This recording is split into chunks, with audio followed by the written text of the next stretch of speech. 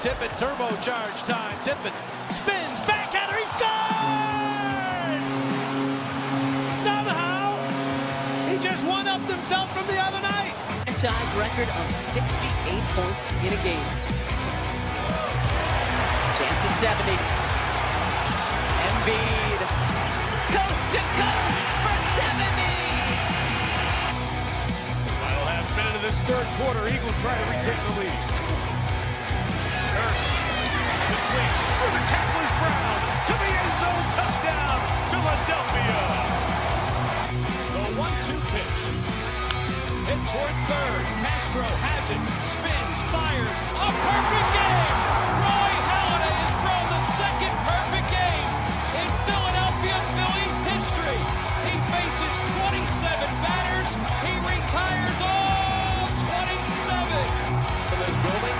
Starts things off as the puck is deflected near the Pittsburgh dugout. Crosby is back to the ice with a hard hitter. And now Yager trying to play it ahead, but it's knocked away. Picked up here though by Giroux. Touchdown! Oh, Giroux! 32 seconds in. Iverson. Bothered by Lou. Iverson. Oh. How about that? That steps over Teron Lou.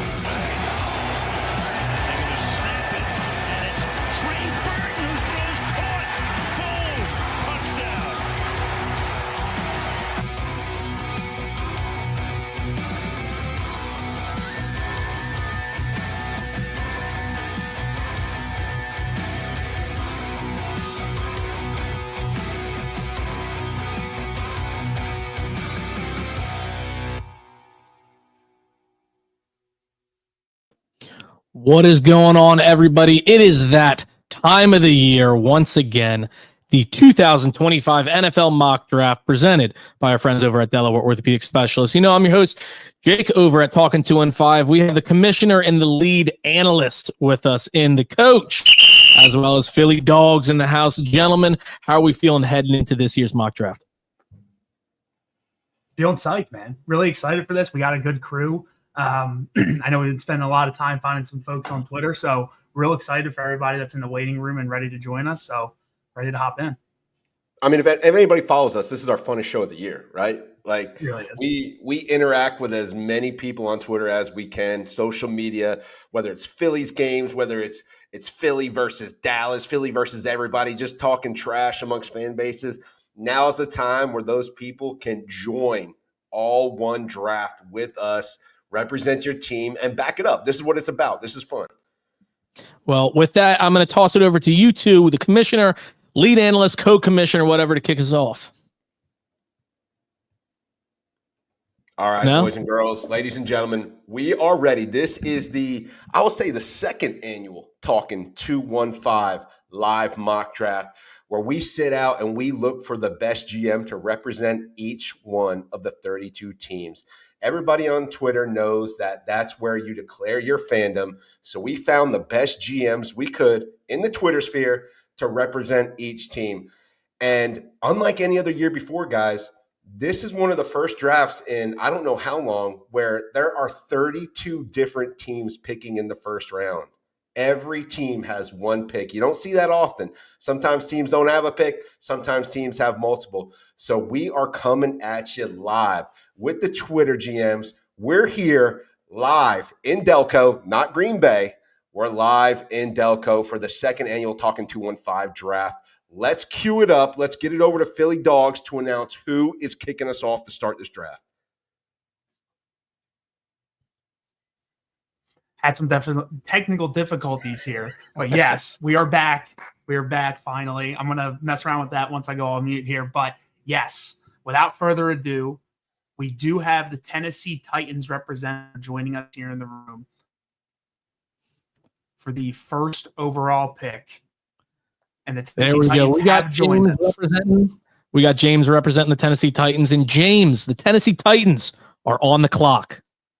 Yeah, appreciate you for having me. Oh yeah. Yeah, so this is I just first wanted to say that we did give you AJ Brown. We just kind of gave that to you really, really nicely and gift wrapped that up for you guys. So We appreciate it. Yeah, you're very welcome. You're very welcome. So I'm so excited to have the first pick of the NFL draft. We've had some. I'll just start by saying we've had some quarterbacks on our roster right now. We've got Will Levis, we've got Brandon Allen, and we've got Tim Boyle. So that's how I'm going to start this out. So without further ado, with the first pick in the 2025 NFL draft, the Tennessee Titans select Cam Ward, quarterback, University of Miami. And let me ask, if is this a consensus pretty much amongst all Titans fans? Is this like, yeah, we know what we're doing, guys? Or is there anybody that's torn that says, let's go Abdul Carter, let's go Travis Hunter? And yeah, so it first started out that way. I would say over the past month or so, 3 weeks, it's kind of really gone. I think a lot of people have really done the research and watched a lot of highlights. And they realize Will Levis was kind of like our little bit of a hope. But when you've got 13 touchdowns and 12 interceptions and 10 fumbles, it's kind of hard to do. And so when you start watching those Cam highlights, it gets you kind of excited. So I would say based off what I've seen is about like 95% Cam Ward is what I'm seeing. So I think everybody's excited about it. I mean, Cam's won a bunch of awards. He did really good at Miami. I think he was going to go into the 2024 draft and then kind of decided to transfer into Miami and go one more year. So I'm very thankful for that.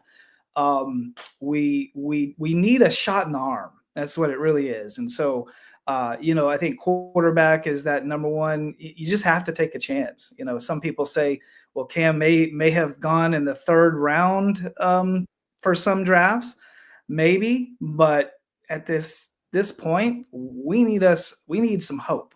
So that's where we're at. So I'm excited about it. I've watched lots of highlights. Just intrigued pretty much. He seems mature. Just excited to see what happens. No, certainly. Obviously, I like it. Yeah. I saw some twitch of him, right? It kind of went big on Twitter recently where, he's saying, Calvin Ridley is, that guy, or AJ Brown's a dog, but Calvin Ridley's that guy, something like that. You can tell he's playing a little bit of lip service to the Tennessee fans. Which, hey, look, not a knock on the guy, right? Yeah, so. It was a smart move. Right. I think he said even like the top 5 coaches that he thought were like the top 5 teams drafting in order just in case. Right? And he also had mentioned like all the top players in the league. I think he named all the Titans players as being the top players. Yeah. I think Calvin Ridley. Calvin Ridley is the best wide receiver in the NFL, followed by Traylon Burks is the 4th best in the NFL. He's Bryce Harper. He's a good businessman. He's a smart businessman already. He's a young kid, very mature, very smart, making all the right moves so far. So, I like to say, this is going to be a shot in the arm. And I really think like we need some kind of hope here at the quarterback position. So Cam Ward, I'm excited for it. We'll see what happens and hope for the best. Love it. Love I think that's the right move. Yeah. And then James, you do a lot of art that's gotten you a fair amount of following there on Twitter and on other social media and everything. Anything you want to plug there before we head on over to the next pick?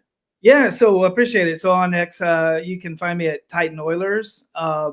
And I do. It's pretty much kind of like word of mouth if people reach out to me.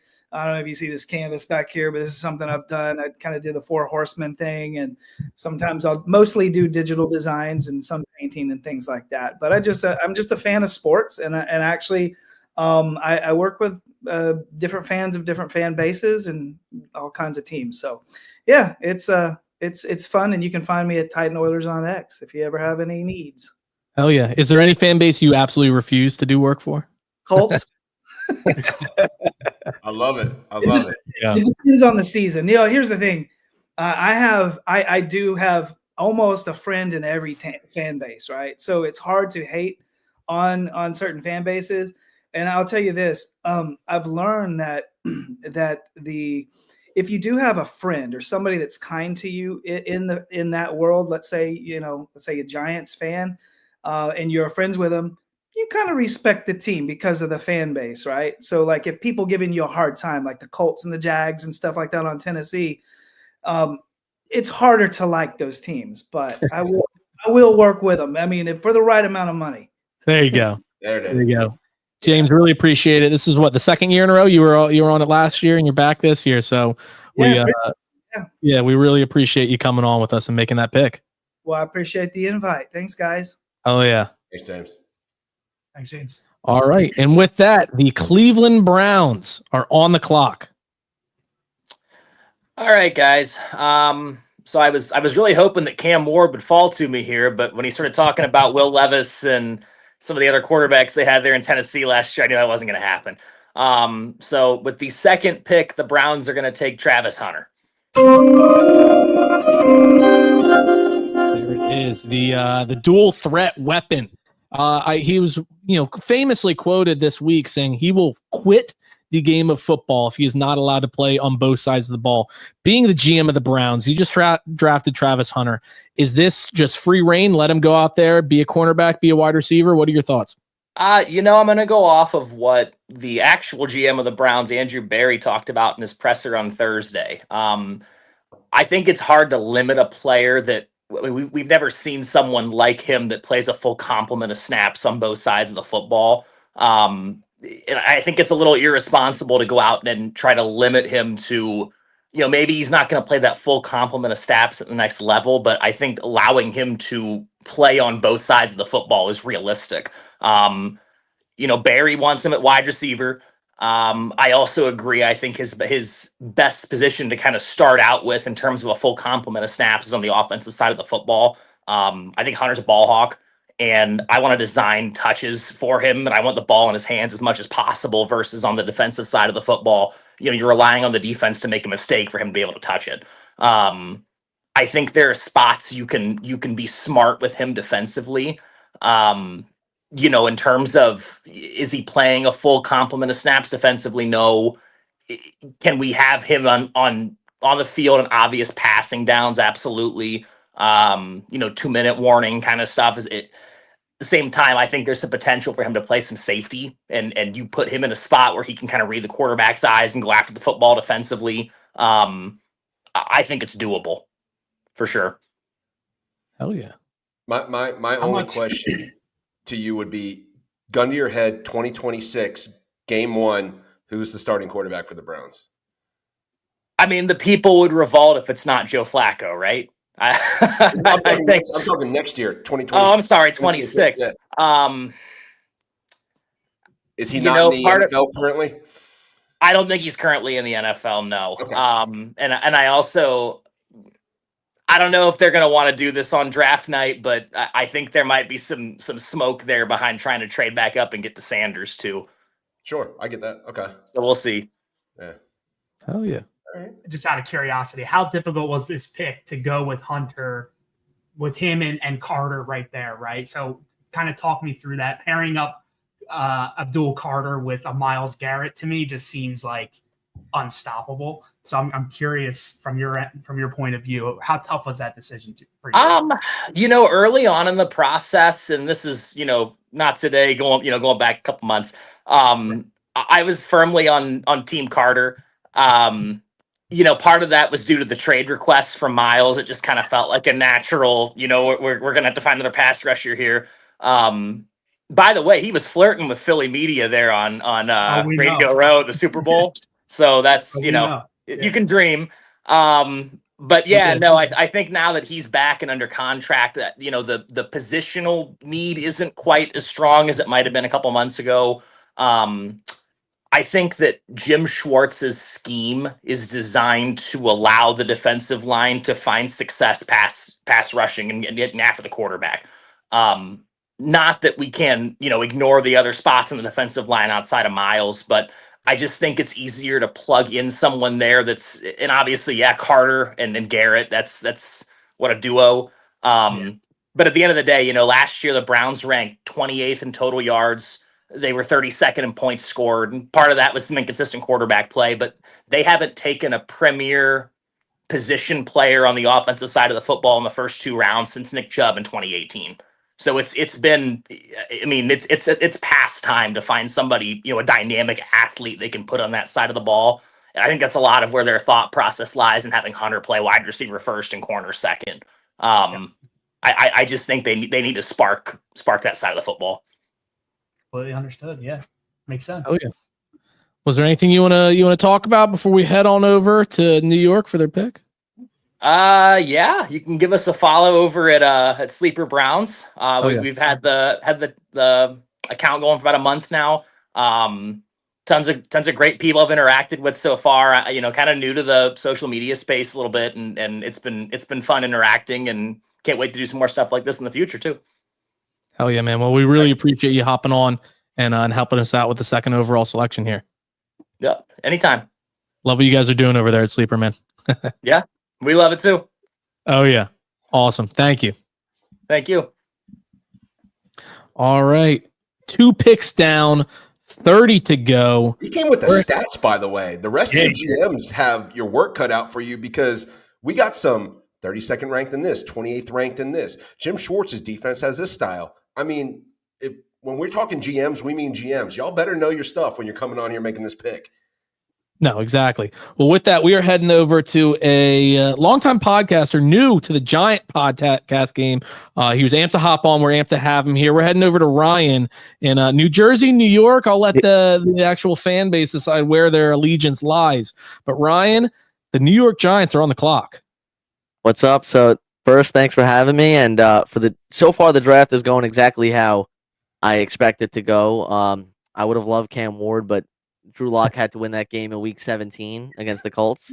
But so the pick here is kind of obvious. If Travis Hunter goes to the Browns, who I want and who I think we're going to get with the third pick in the 2025 NFL Draft, the New York Giants select Abdul Carter out of Penn State. Not much, you're adding to this already good defensive line, and we see it with your team who just won the Super Bowl, the Eagles. They're always adding to the defense, especially the line. Wait, who won the Super Bowl?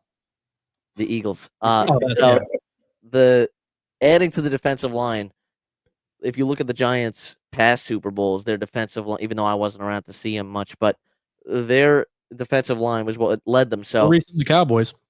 Yeah. But for the defensive line, it just adds to it. And with Paulson Adebo and Javon Holland in the secondary now, a good defense can keep you in any game, and I just don't think Shedeur Sanders is the move here. So that's why I went with Abdul. Ryan, let me ask you, is this open the door for a Kayvon Thibodeau trade potentially with Abdul coming in? I think it could. Kayvon Thibodeau, though, obviously he hasn't been what we expected him to be. Drafted him at pick 5. But if you have him there, you could rotate this defensive line a lot where you don't have to play Carter and Dexter Lawrence, Sexy Dexy, on first and second down. You could kind of rotate them, and then on third down, bring everybody in there, and you're going to have a tough defense to stop, tough defense to get by.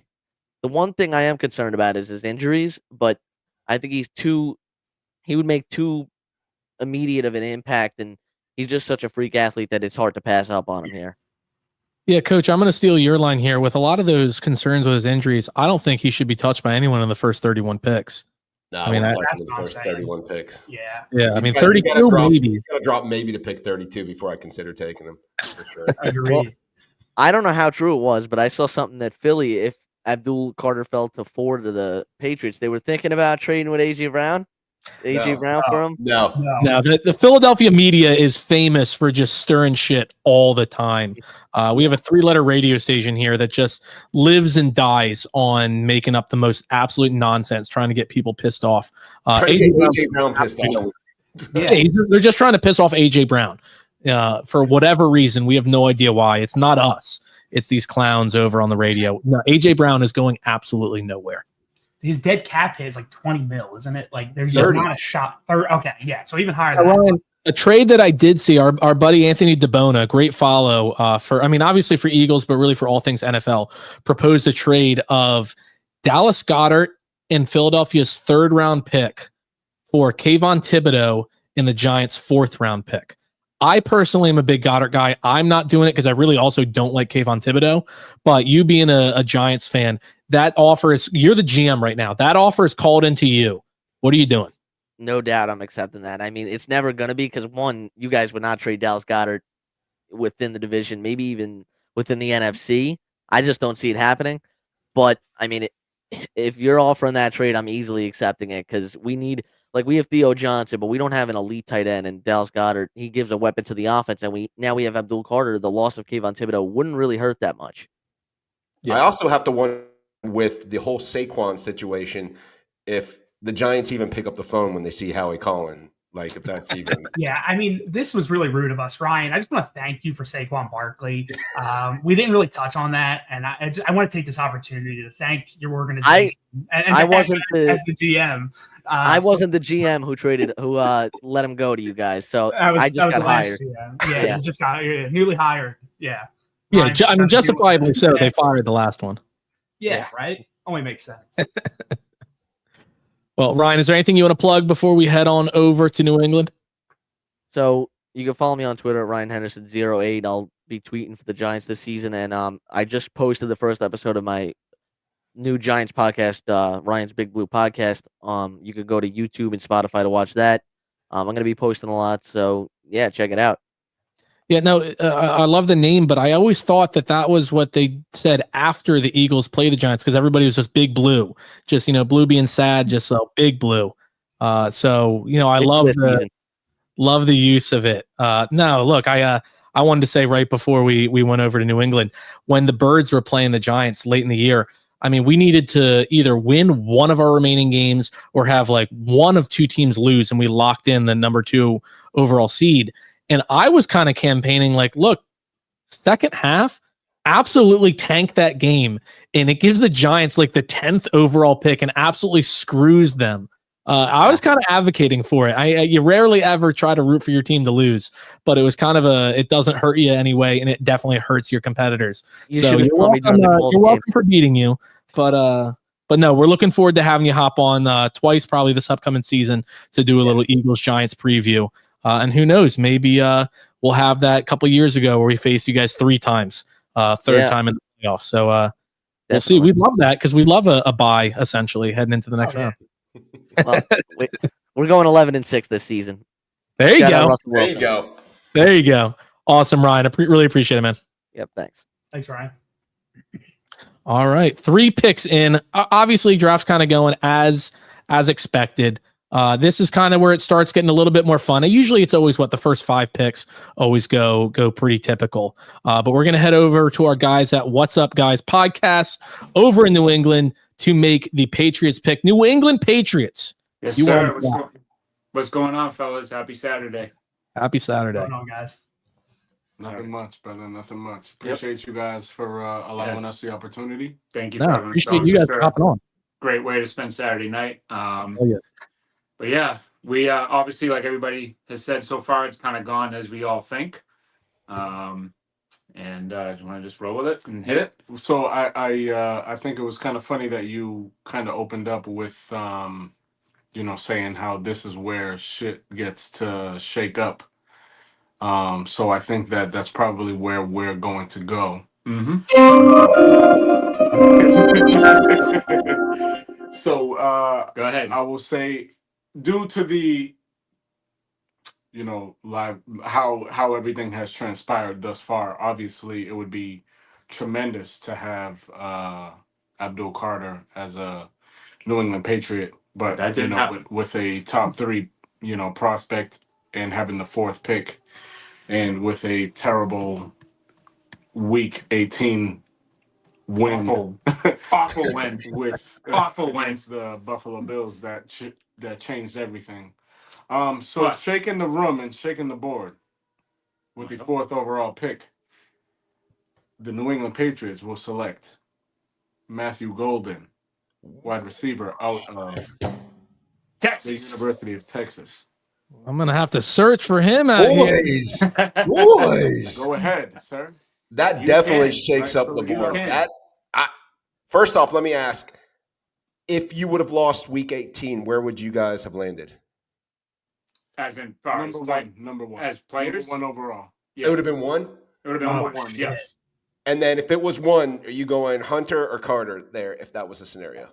Abdul Carter. Abdul Carter? Okay. Yeah. All right. The Wow. way So the that draft win. went, the way everything kind of went uniform, it's great to, like we'd mentioned before, it's great to have Will Campbell was there. We understand that. But there's obviously talks that he might be a guard. But the 4th overall pick to pick a guard, it's kind of Belichick-y. And we're done with the Belichick era. We're moving on to bigger and better things. And obviously, everybody has seen what Drake May can do last year. He's our guy. Put up incredible stats for a rookie in 13 games. Yeah. 2,200 yards passing, and he can run. 15 TDs passing, and get him a weapon. We know Diggs is on the Pats now, but to get this kid. Yeah, it would be incredible to have. It's obviously uniform, to if we did have the number 1 overall pick, obviously Abdul Carter would have been, and obviously this is just we're going uniform, right? We're going, based off of just straight picks. Mm-hmm. In a perfect world, we would have had. We would have gotten the number 1 left tackle in free agency. We would have gotten the number 1 wide receiver in free agency, especially having the most cap space in the offseason. But that just wasn't the route that Vrabel was going to go. And we're happy with Vrabel as head coach. We love him. Yeah, absolutely. So I think that with everything that transpired as far as the offseason being defense heavy, I think that the draft will move and traject towards offense, obviously with, McDaniels as the, coming back for his 3rd tenure as the offensive coordinator. Yep. Drake May needs a guy that's going to not only get the ball to, but grow with, learn with, and I mean, if we are all football fans, as I assume that we all are, and watch the, college football playoff, there was talks of Tet at number 4 with the Patriots, and he's fallen off. It seems, he's fallen off. There's rumors about him not even watching film. We don't want that. There's just a lot of questions with why he is dropping.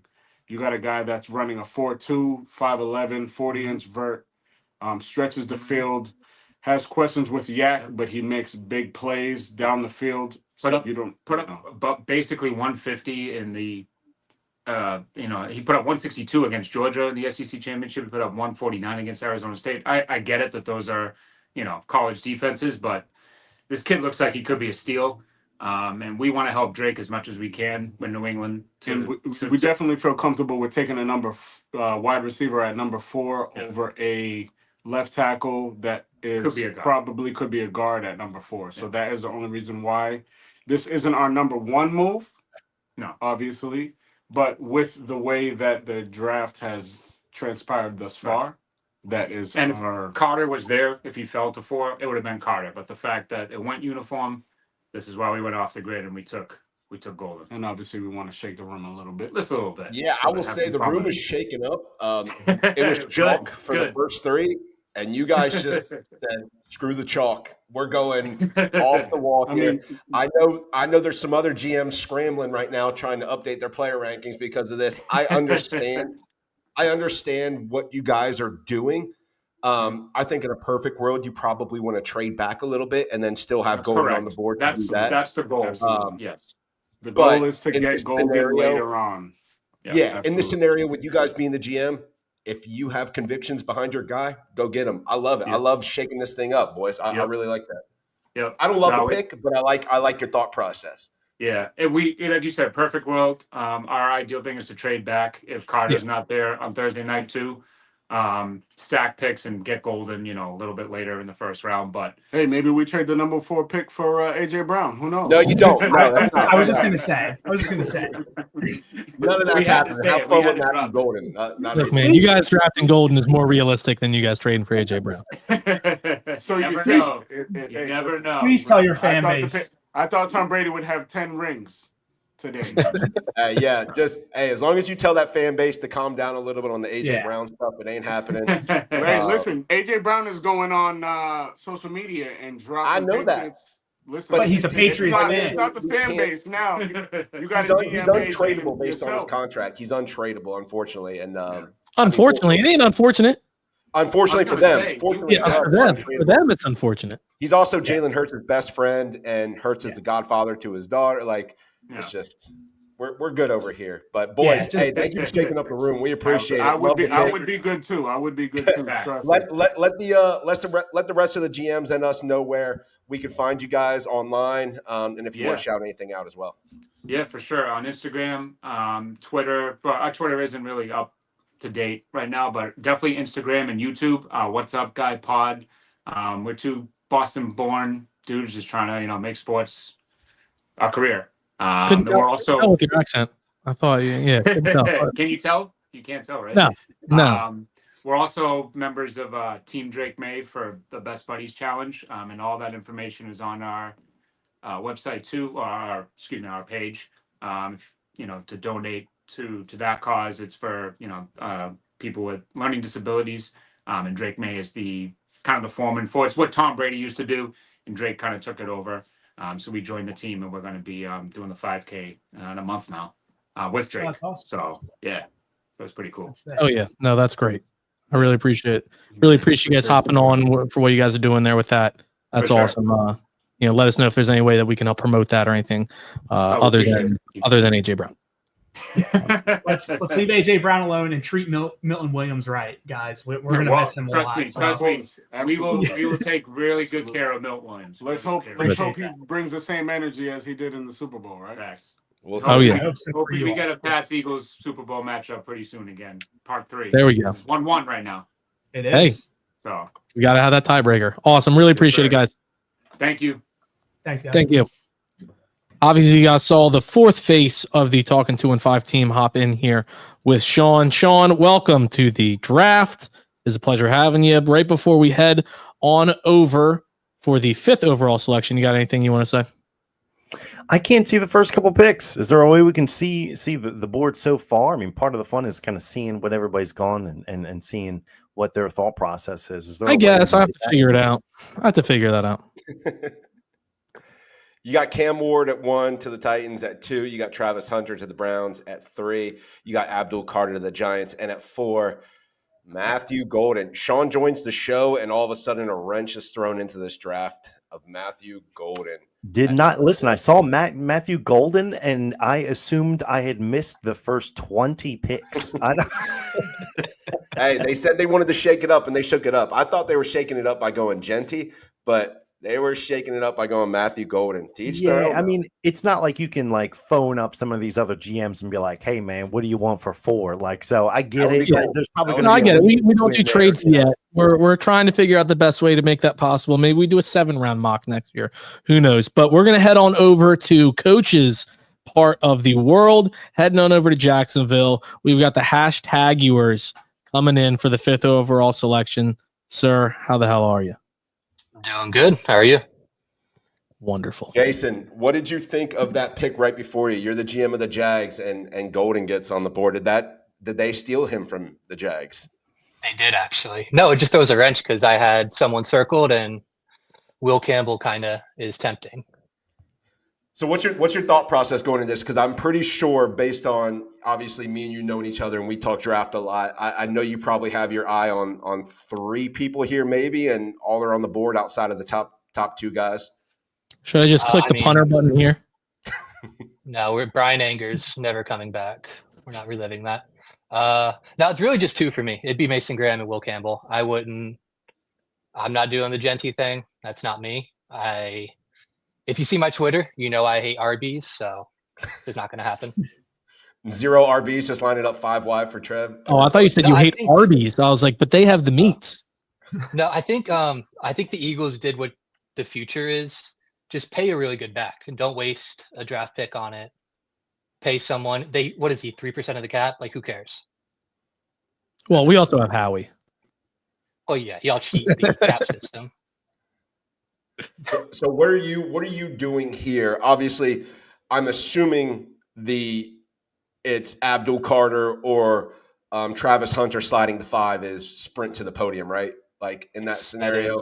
So you say you got to narrow down to Will Campbell or Mason Graham. What's your thought? What's your process here going into making this pick? So I'm gonna pick Mason Graham because sorry. But they haven't had interior pass rush for a while now. They have 2 great edges. They need someone to push the pocket, and that's what Mason Graham can do. Is Eric Armstead still Yes. a thing? Yeah, but they'll have a little bit more depth. We saw what the Eagles did to the Chiefs in the Super Bowl.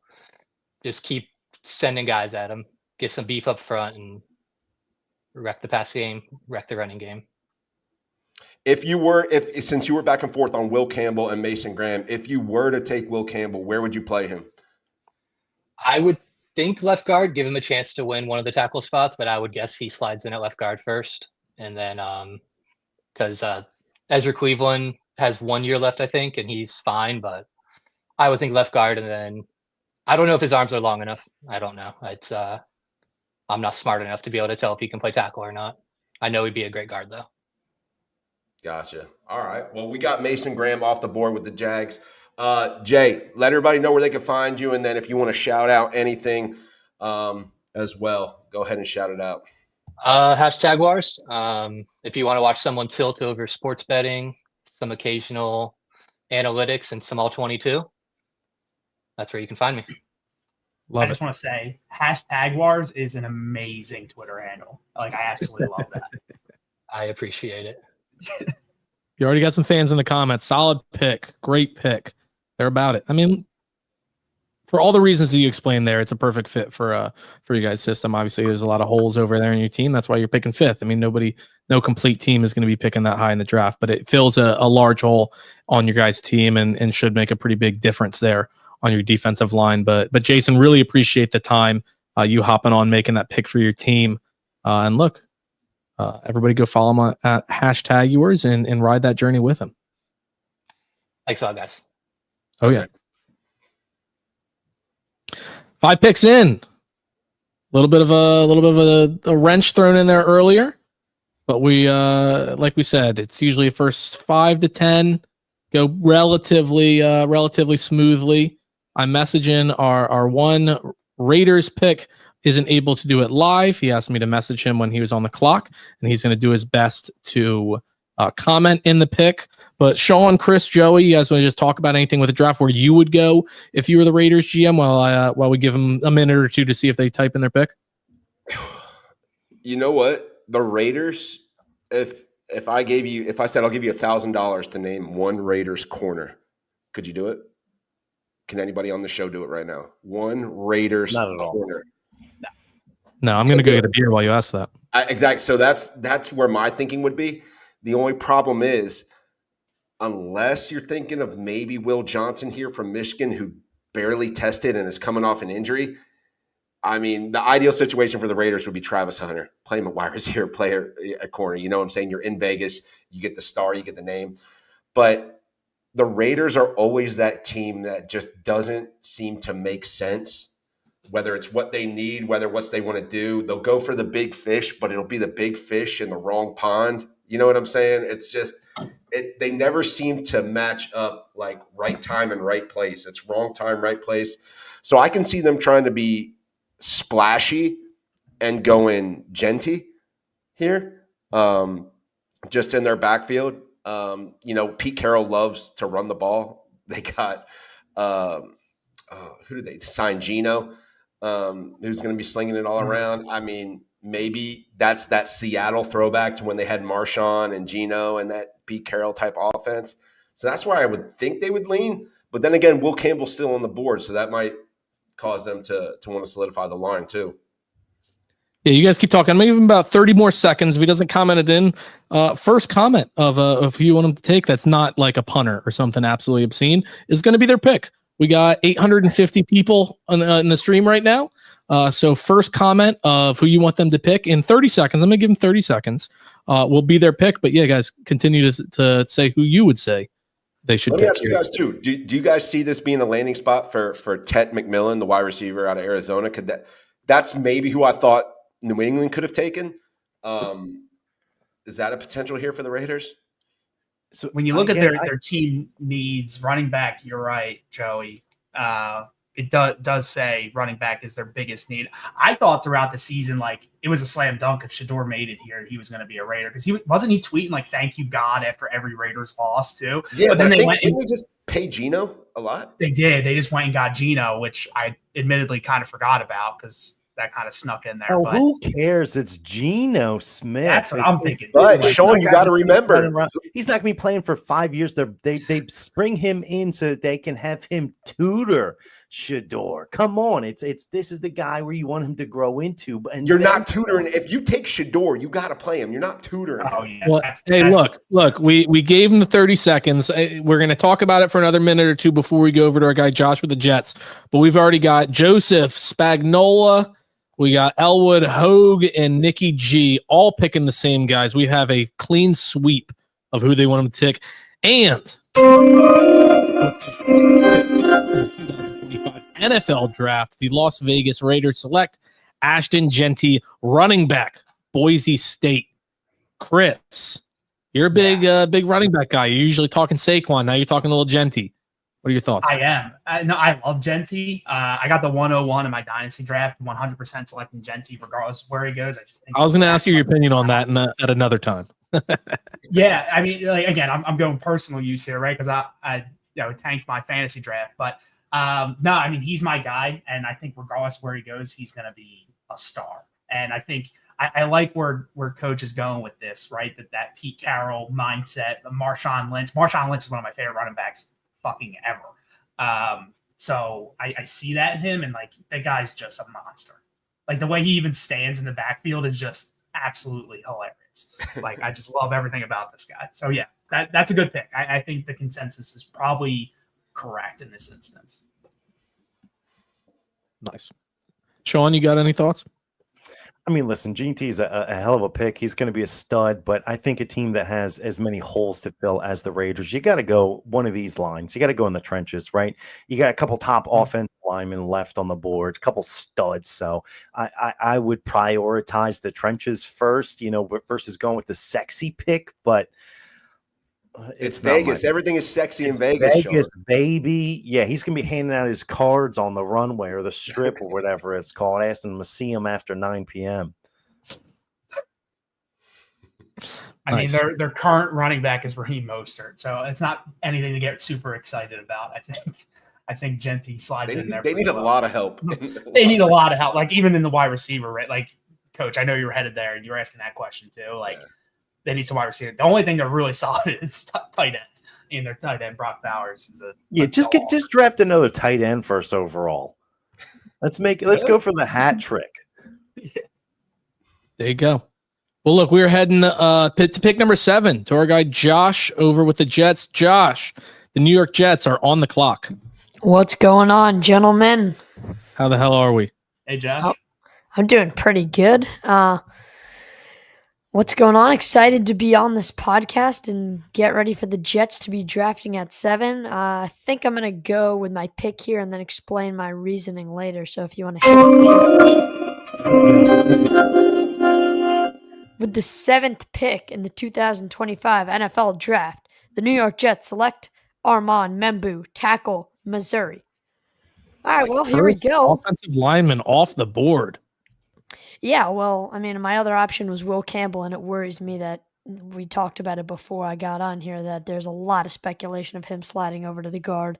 Let's talk about Armand Membu, though. You look up and down at what he did, allowed 3 sacks in about 2,000 college snaps, 0 in 2024. Absolutely freak of nature at the combine performance. He was far and away the most athletic offensive tackle at the combine.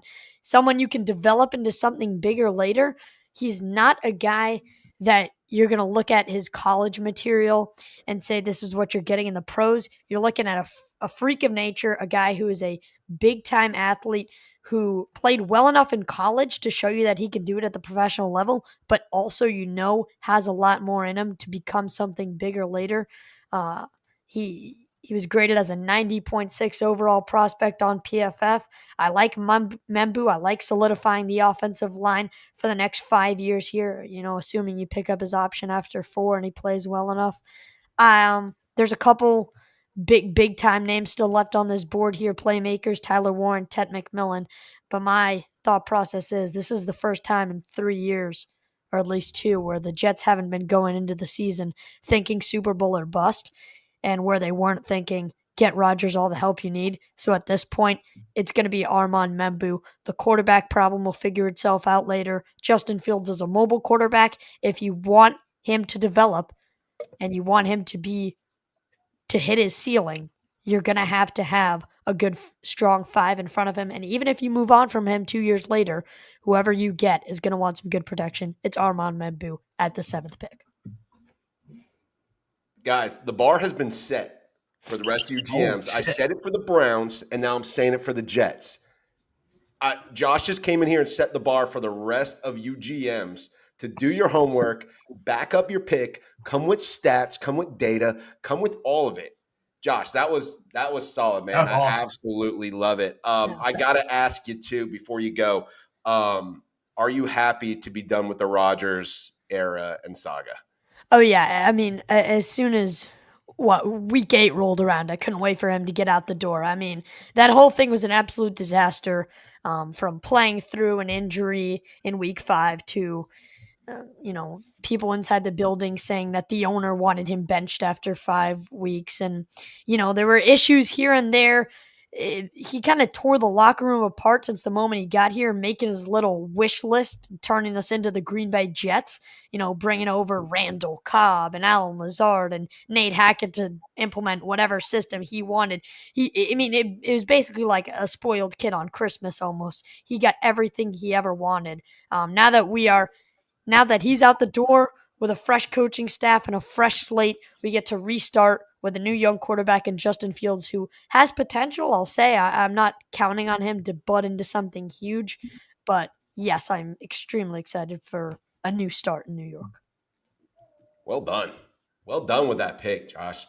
Go ahead and tell everybody where they can find you online, and if you want to shout out anything that you're a part of or just give a shout out to anything in general.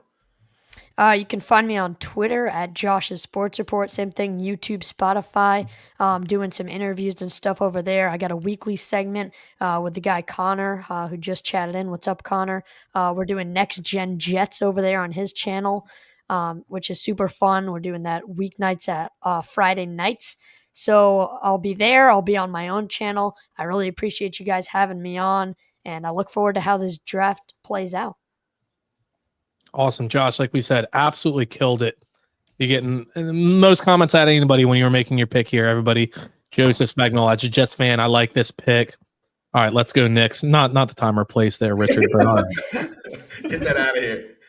Exactly, but Josh, you absolutely killed it, man. Really appreciate it. Look, when the Birds play the Jets, we know who we're going to go to for our little matchup episode. So we really appreciate the time, man. Thanks. Appreciate you guys having me. You got it, brother. Look, I got Sleeper Bills tweeting into us saying, am I seeing Matthew Golden at 4th overall? Just say, hey, that's your division, bro. Get it under control. Hey, they said kudos to the Patriots guy for taking his guy. I mean, look, like we said, it's tough when we're not doing trades. We're still trying to figure out how we could formulate that for next year's and everything. As always, at the end of it, we'd love your feedback, good, bad, indifferent. We'd love to hear how we can make this better, how we can make this more enjoyable for everybody watching it and everything. But his justification for it was great. We're talking about the Raiders or the Pats pick at 4. But to go back to Josh, he absolutely killed it there. It's a good pick for his team. He explained it wonderfully why he was going there with them. So any thoughts there before we head on over to pick number 8?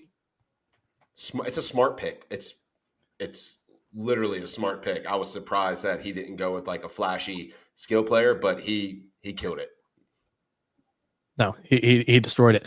And with that, the Carolina Panthers are on the clock. JJ, the pick is yours. What's happening? I mean, I don't know how I follow that, bro. I don't know how I follow that, but appreciate you guys having us on, man. How's everybody doing? Doing good. How about you? Dude, having the time of our life. Say it again. Having the time of our life. Listen, Love man, to you hear got to it, know brother. your Love stuff to after hear it. that last kid. Beautiful. Oh, what'd I do? My bad. Oh, I was don't know like, what I damn, did. I You're messed bad. up already. Yeah, What we're I like, do? get JJ out of here, man. What I do? Josh, you're back up. Facts. Let Josh just run the rest of the whole mock. Y'all would be good money then. Must see TV. Yeah, serious.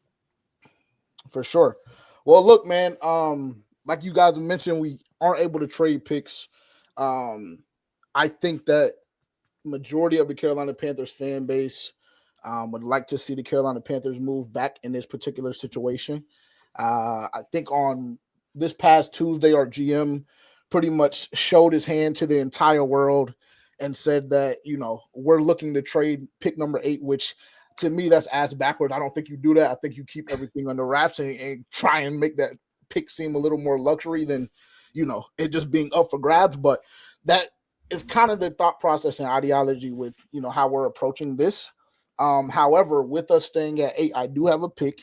I do have a guy that I'm absolutely in love with, and that's who we're going to take. So, with the 8th pick in the 2025 NFL Draft, the Carolina Panthers are selecting Ted McMillan, University of Arizona. Now I saw your face right there, my man, and it kind of shocks a couple of people, whatever the case may be.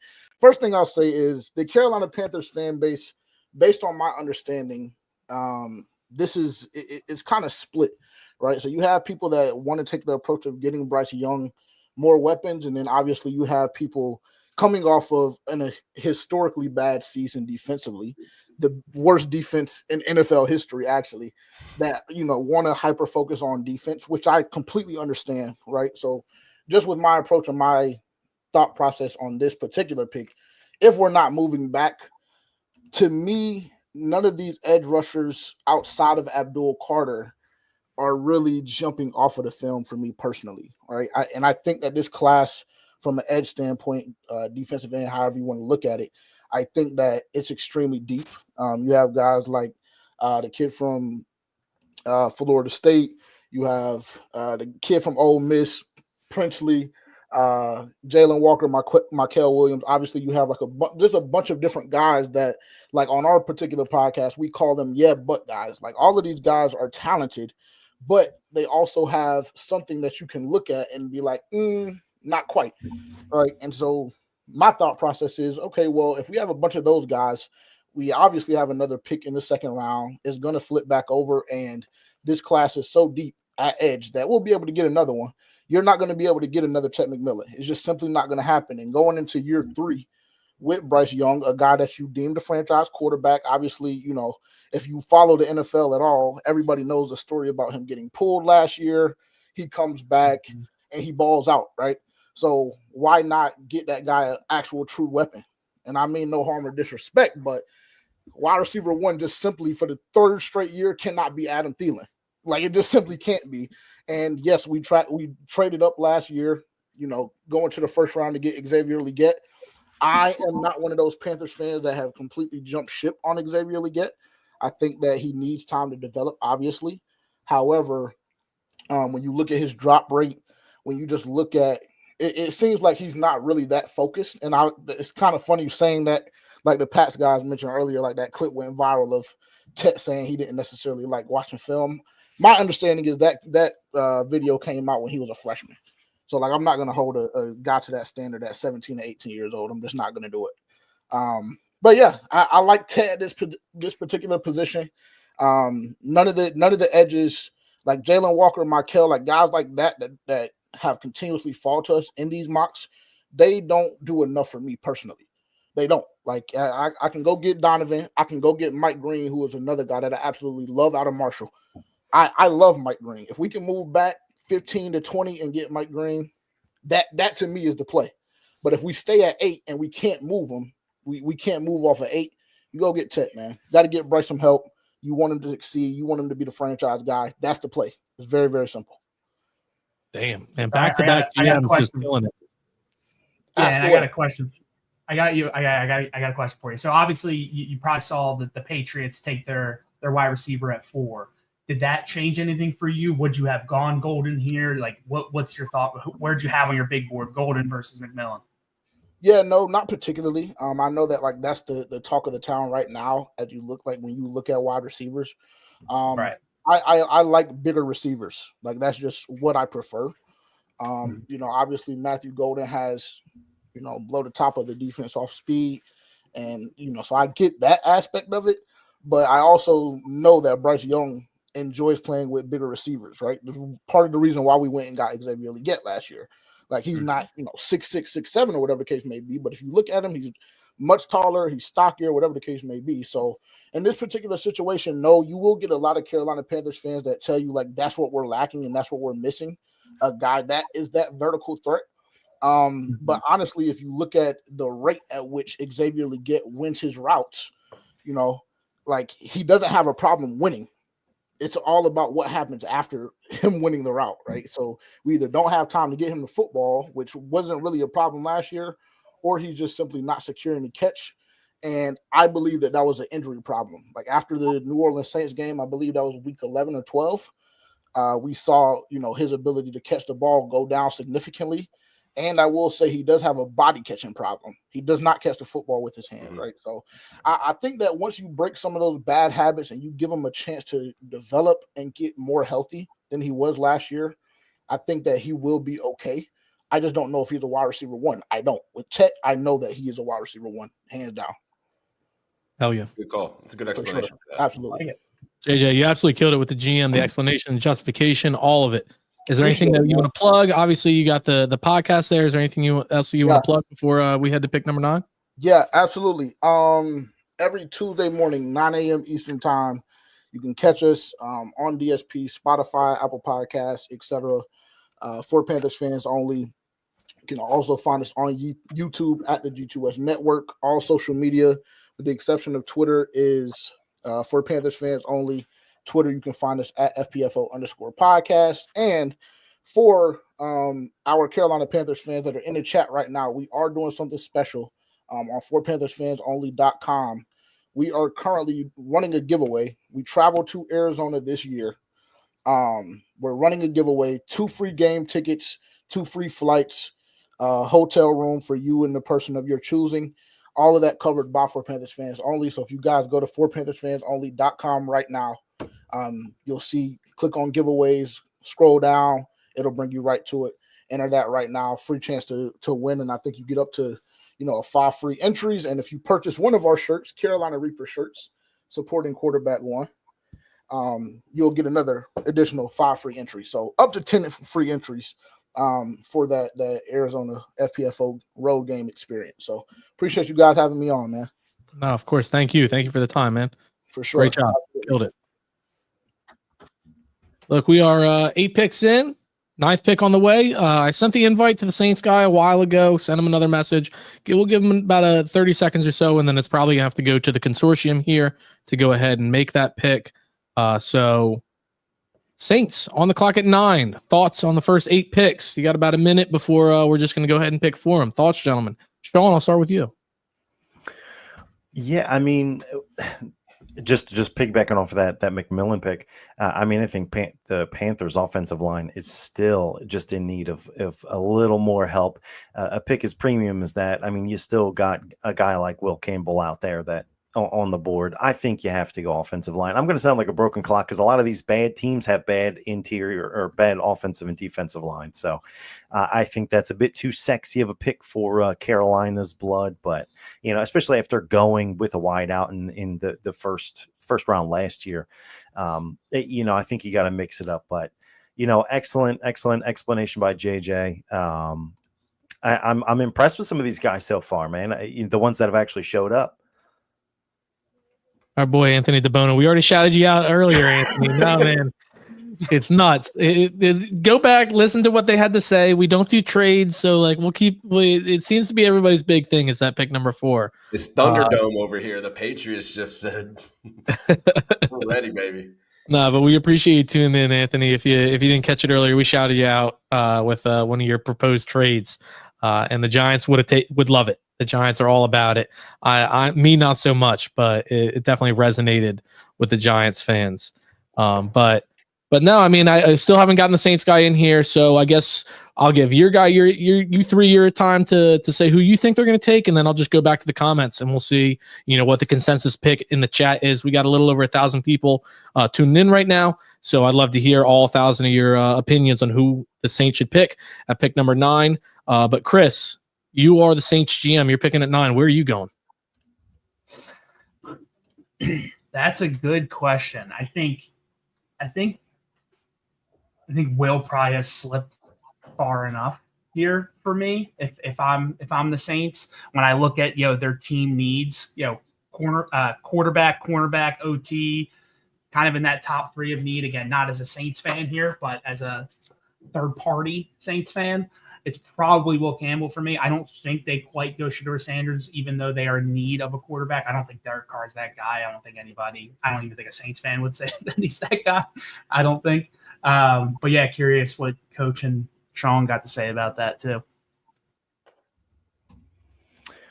Listen, there's a familiar face down in New Orleans. Remember, they have Kellen Moore running the ship this year, so I would be surprised. Naturally, I would be inclined to go defense. I think if I was running the ship, I'd have a guy like Will Johnson going out there, the cornerback from Michigan. I think this feels like his job is going to be on the line with this pick, and it needs to work. I think you have to go high risk, high reward in a guy like Shedeur.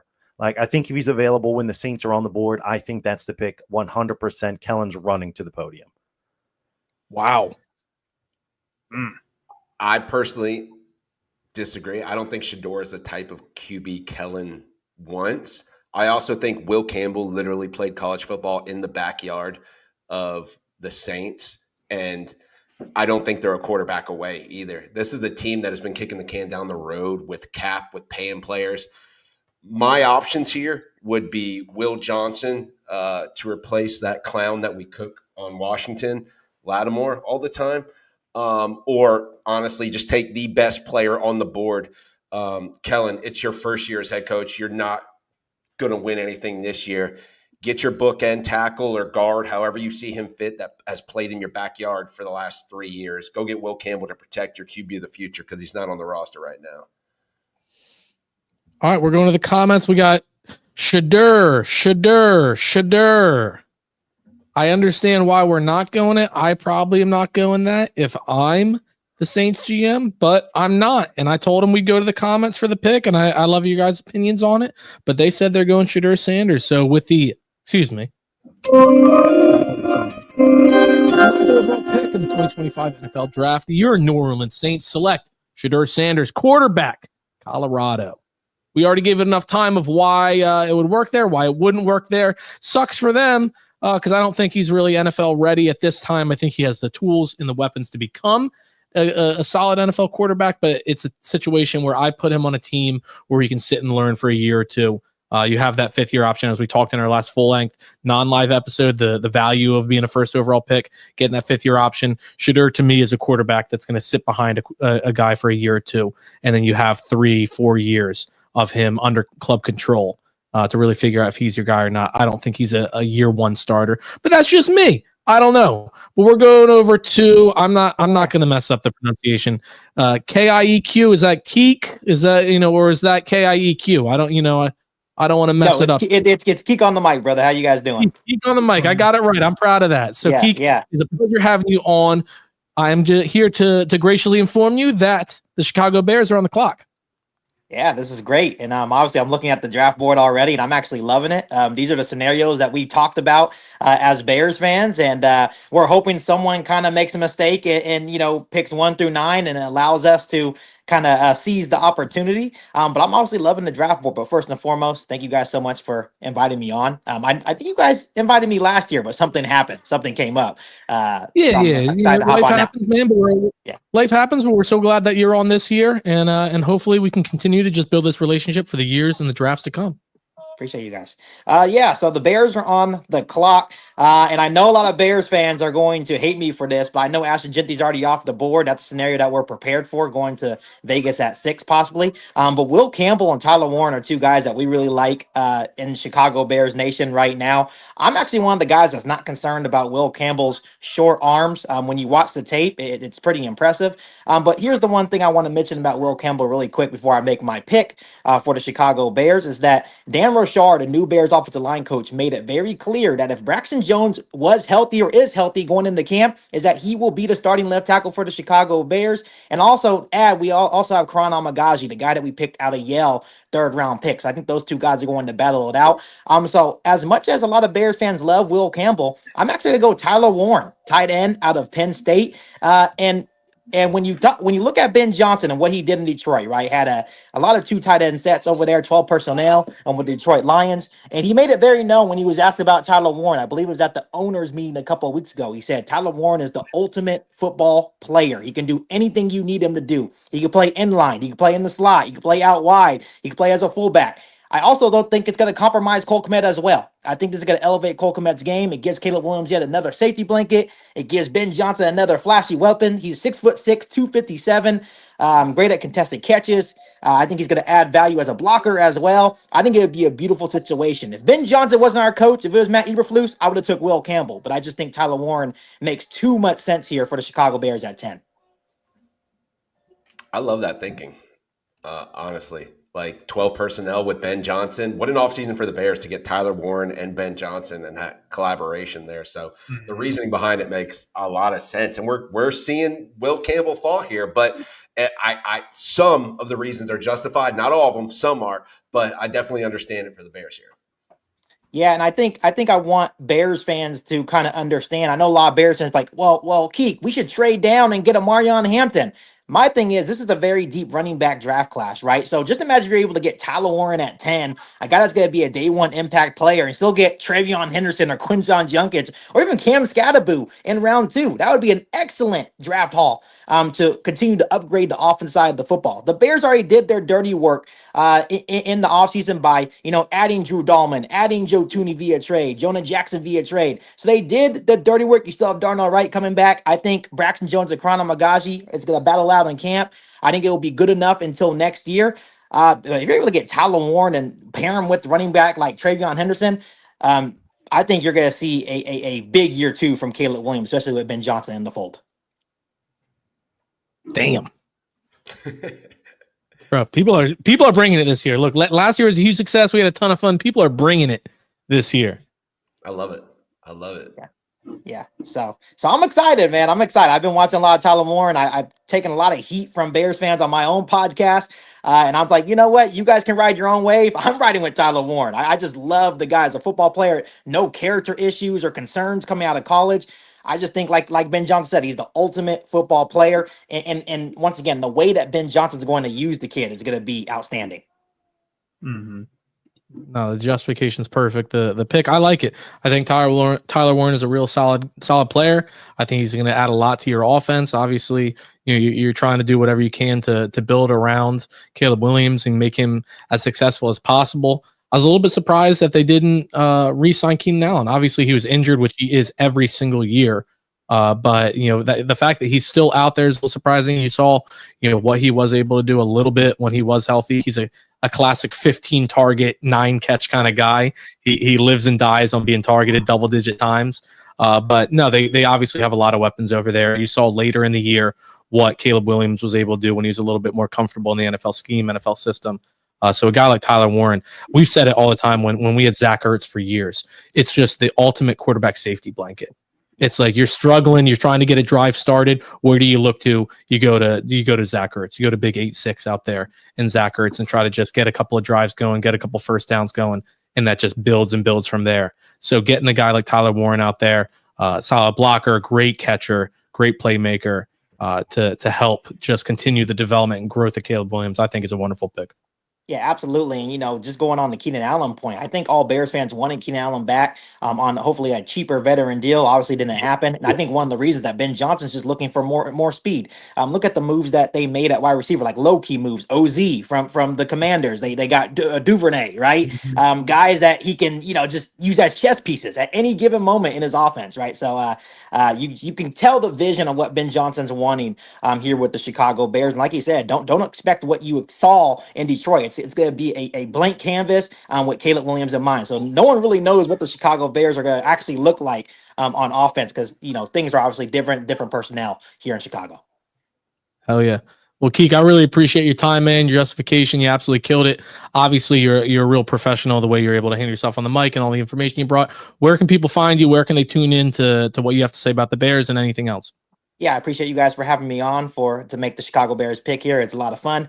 I appreciate you guys. Yeah, you guys can just find me on YouTube at Keek on the Mic. That's KIEQ. I'm a Chicago Bears podcast. Huge shout out to all the other Bears content creators that grind every single day. But yeah, you guys can just find me on YouTube. 17,000 subscribers and still growing. So I appreciate all the Bears fans that continue to support me on my journey. My man, absolutely killing it. Good stuff. Awesome. Yeah, appreciate you guys. Have a good one. Have a good one. All right, so we are at that time where we are starting to hit the least like teams of the Eagles rivalries here, and 49ers. The guy that was going to be picking for him seems to have bailed. Shocker. I mean, the 49ers drop a lot of things, and they're dropping their responsibilities here. So, gentlemen, we're talking a little bit of 49ers here. Chris, you already said I got to cue up the boo.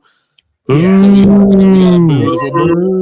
we got to boo the 49ers. They kind of stink, and they're in a tough position where they have to pay a bad quarterback because they've all tried to pose him and paint him as the next Peyton Manning when really he's really not all that good. I'm a little biased. I hate the 49ers, but I really don't think that he's really anything special. You saw a pretty big step back last year where people and teams have got more tape on him, are able to pick him apart a little bit. And sure, they had injuries. Christian McCaffrey really fucked a lot of people's fantasy seasons as well as their season. A lot of issues. I think they could pretty much pick anybody on the board because they have holes at every single position because they suck. Thoughts? They are clearing space to pay Purdy, it seems like, right? Like they've lost a ton of people on the defensive side of the ball. Regardless of what you think of Debo, they traded him. And whether or not you think Debo is on the decline of his career and kind of washed at this point, not the same player he was, that's still a player missing from their offense that was, garnering, 10, 15 touches a game. So you have to replace that. Ayuk will be back healthy, Pearsall in year 2, and then you got obviously McCaffrey healthy with Kittle. So I think offensively they have enough to get it done. I think this is not the 49ers defensive old that we're used to with as many departures as they had. I think you need some protection up front in the middle to help Bosa or another corner. So I could see something like a Kenneth Grant out of Michigan here to plug in the middle, or maybe this is where Will Johnson goes. Honestly, that's just kind of my thinking on where they would be at right now. Obviously, what we've been doing whenever somebody's in pick is we go to the chat. We got almost 1,200 people tuning in right now. Picks are going to be yours. We're going to, it's got to be reasonable. It's got to make sense. Can't just pick a punter here. But picks going to be the chats. You never know. Punters are football players too. We're a big punter podcast over here, big kicker podcast of Talking 2 and 5. Shout out Braden Mann. Shout out Jake Elliott. 2 of the best doing it right now in the league. But look, chat, pick's going to be yours for pick number 11. Geez, I can't even talk right now. Sean, Chris, I'd like to hear your thoughts on the 49ers, both as a team and where you might go with pick number 11. But we'll let the comments decide who we're going here. Yeah, can they just trade back and then not pick anybody? That would be excellent. This team, I would like to remind everybody that just how badly they got, how quick they got this bad. Fantastic to see them drafting this high. They seems like they've got a lot of holes to fill all of a sudden. I mean, I look at a guy like a Jalen Walker, right? Getting another edge rusher to pair with Bosa. But I mean, you could go a number of different ways. Will Johnson's still on the board. It's somebody that I like out of Michigan. Do you go just and start over with a guy like a Jackson Dart, really shake things up a little bit and not pay Mr. Irrelevant from a couple years back? I mean, it's not totally out of the realm if they don't want to pay the guy $45 million a year, right? That's the most expensive mistake you can make out of all of them. It's the highest risk, but I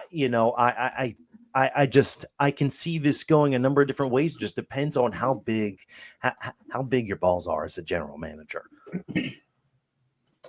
Yeah, when I'm taking a look at the board and taking a look at their needs based on the latest and greatest here, offensive tackle, cornerback,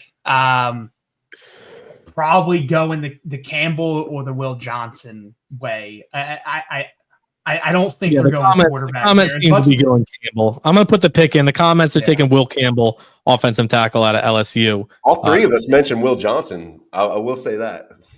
Yeah. But the chat has spoken. We're not no 49ers GM. I got him taking Jackson Dart for all. Yeah, that's enough on the Niners. First of all, they don't show up here. Second of all, they suck. Let's move on from them. Will Campbell. They don't deserve Will Campbell, but whatever.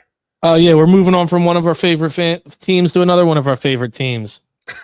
We're heading on over to Ali. Ali. It's Prince Ali. Ali. Yeah, what am I thinking? Ali. Over, one of Coach's friends here. Hey, gentlemen, how you doing? Dallas Cowboys. How's it going? What's up, good, brother? Guys? Good. Thanks for having me. And just so you guys know, Joe told me about this literally 3 minutes ago. So I didn't even know if the link would work in time, but we're in here and we're good. I treat my Cowboys fans with the utmost respect. Yeah, just treat us like shit. I get it.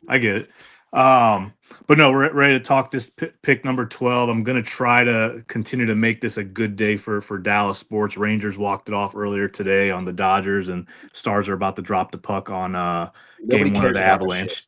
No, I do. We don't talk hockey on this podcast. Hockey doesn't exist. Yeah, that's true. Flyers. Good job, rookie of the year, man. So pick 12, just so, I mean, you guys know this roster, you could actually go down both the offensive and defensive side, and you could justify really any position group for this team right now. They are really void of some talent right now, unfortunately. So I looked at really the two most pressing areas to me, in my opinion, and I think just consensus is on the offensive side. They need juice. Specifically at wide receiver. They need a running back too, but not taking a running back at 12 when Genty's gone. And then the other piece there is DB. I think people don't realize Trayvon Diggs is going to be on the PUP list, and Deron Bland's in the last year of his contract. So as I'm looking at this board, it kind of shook out, unfortunately, in a bad way for me. Wide receiver is where I was going to really lean. Tedero McMillan and Matt Golden. I know that just based off of everything media is saying, Dallas loves both of those players and they need wide receiver. Unfortunately, both are gone here. I like the Mizzou offensive lineman, but he was also gone. I think you could have added him to the O-line. They need some help there.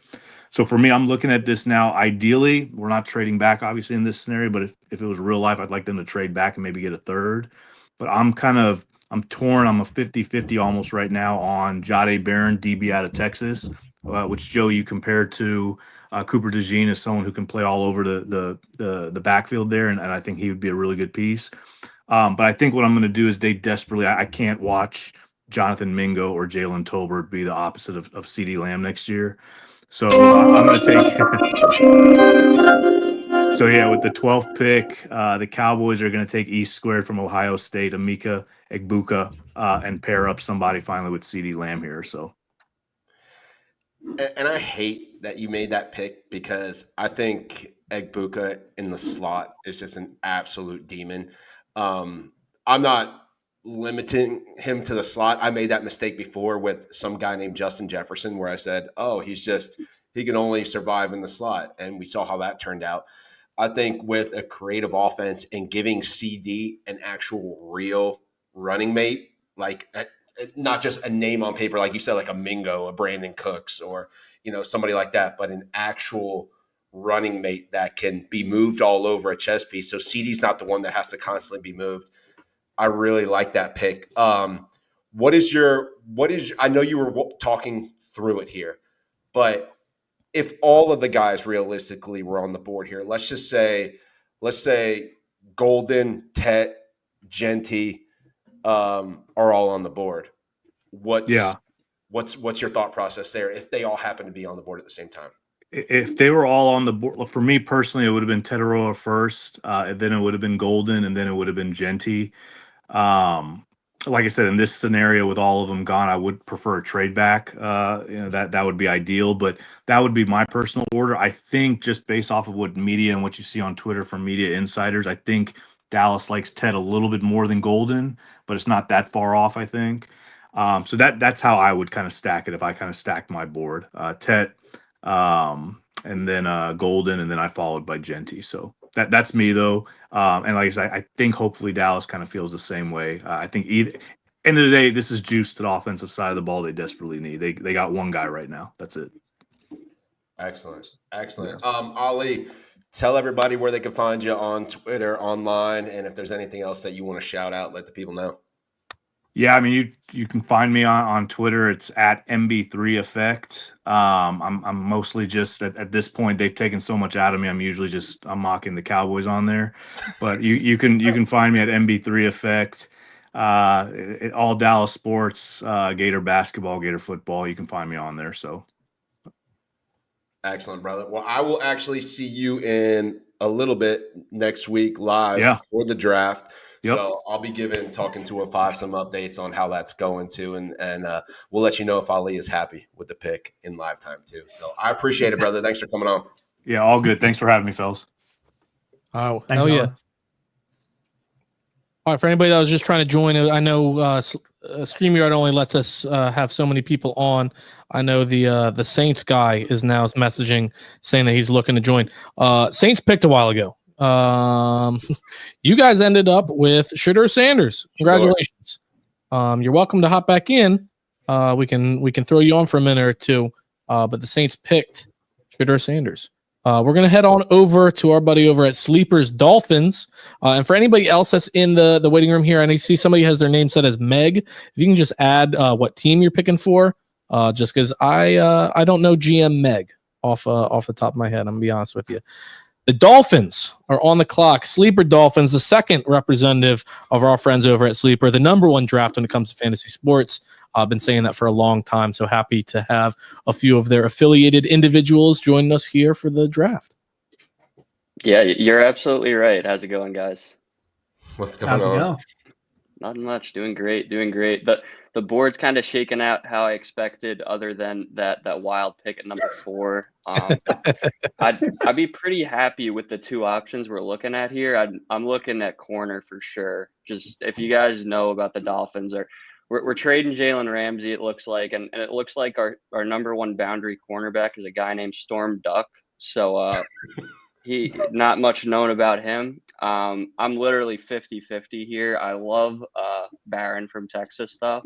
He reminds me a lot of Trent McDuffie. I was just watching his highlights, like inside outside guy. And Will Johnson's got a little bit more question marks to him, although it's tough to pass on him here when you need a boundary cornerback. So going back and forth on it, but I think I'm ready to pick. So with the 13th pick in the NFL draft, we're gonna go with Jahdae Barron from Texas. Fix the secondary a little bit. I like that. That is interesting because the previous GM for the Cowboys, him and I were talking about how some of the comparisons to Jahdae Barron were Cooper DeJean with that flexibility to play inside, outside, be a chess piece on the defense. Kind of move them all around, playing the nickel and whatnot.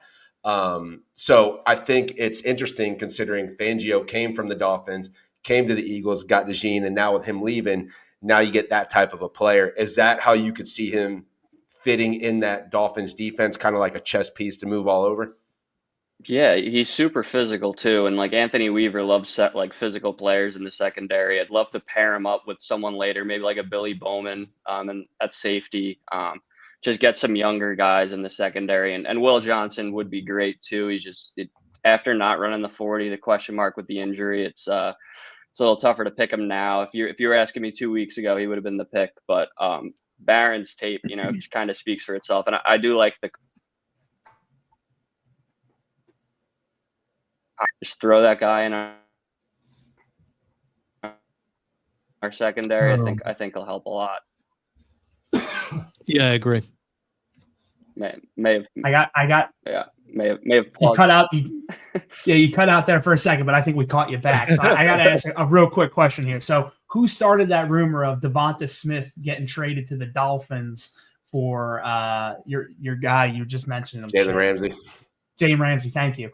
Who started that? Was that the Dolphins fan base? Are you guys behind that one or no? We could go back to actually our sleeper mock draft itself, where Sleeper Eagles decided to put Devonta Smith on the block, and I'd love to get another piece of the Alabama offense back to us. So I was willing to part with Tyreek Hill and a 5th-round pick for him, and I highly doubt you guys would accept that in real life. But if you were willing, I would sure love to. Jalen Ramsey would be even better to part with, I think. I think Tyreek Hill would put you guys over the top anyway, going back to back. But I can't see you guys making that trade. I certainly hope not. No, I want Smitty going nowhere. Like I love me some Smitty. From what I hear, Ramsey doesn't really get along with Fangio anyway. Vic, back when he spent his time in Miami, I don't think it was exactly a warm welcome for him, from what I've heard. So, yeah, I'd like to hang on to Smitty. I'd also like to know who's running the Sleeper Eagles, because I'd like to have some close words about that potential trade there. We'll talk about that offline. Yeah, that makes absolutely no sense. It's another nonsense trade involving an Eagles wide receiver. But look, Sleeper Dolphins, like I said, #1 app when it comes to fantasy. Dolphins, I don't know what to say there. I was trying to think of something positive. It's the #1 app with fantasy. Sleeper part of it, the Dolphins part of it. It's lovely weather there in Miami. Where can they find you? What do you want to plug before we head on over to Indianapolis? Man, just Sleeper Dolphins on X, and then you can find us on Sleeper too in the Dolphins subsection. So yeah, thanks so much, guys, for having me on. No, thank you, man. Really appreciate the time. All right, we are what's that? 12 picks in now. 12 picks in, baby. Let's go. Oh, 13 picks in. Excuse me, 13 picks in. Heading on over to pick 14, and with that, the Indianapolis Colts are on the clock. We got CJ going on here. CJ, welcome to the show. Really appreciate you coming on to be the GM of the Colts. Hey, thanks for having me. I appreciate y'all. Always a pleasure talking ball. So yeah, no, absolutely. Oh yeah, all right, man. Hey, how did this draft play out for you so far? I like it only because of the fact that there are a few names. One name in particular that we're definitely going to get to, but I think if the draft ends up going the way that it's going with this player available, then I'm going to I'm going to be very happy. All right. So what are you guys looking at for the Colts? Tell us are you drafting for need? Are you drafting for best player? Or are you saying, hey, this guy's on the board, he's too good to pass up? What are you thinking? Well, I mean, if you see some of the moves that were made this offseason, you know that there were multiple holes, that needed to be corrected. Tight end being one of them, pass rusher being another one, even cornerback. Like we got, Treverius Ward, we got Bynum, but the thing is, this was a secondary that was just honestly just wasn't good. It's just like it's a lot of lacking when it comes down to how the actual draft would go, or I'm going to say it was lacking in terms of the secondary personnel. We just knew it's just like that things need to be done. I mean, the tight end room last year, I think we were dead last in terms of yardage and production from that tight end room. So there were some needs, to say the least. All right. So what's your thought process here? What are you thinking going in at 14 with who's on the board? So I mean, based on what I see right now, I think now, me personally, there's Colts fans who say, you know what, go tight end. There's also Colts fans that say, yeah, well, you need to go defense. Me personally, I've always been, more defense than anything else, and I feel like, later on in the draft, this draft is, going to offer some depth at tight end.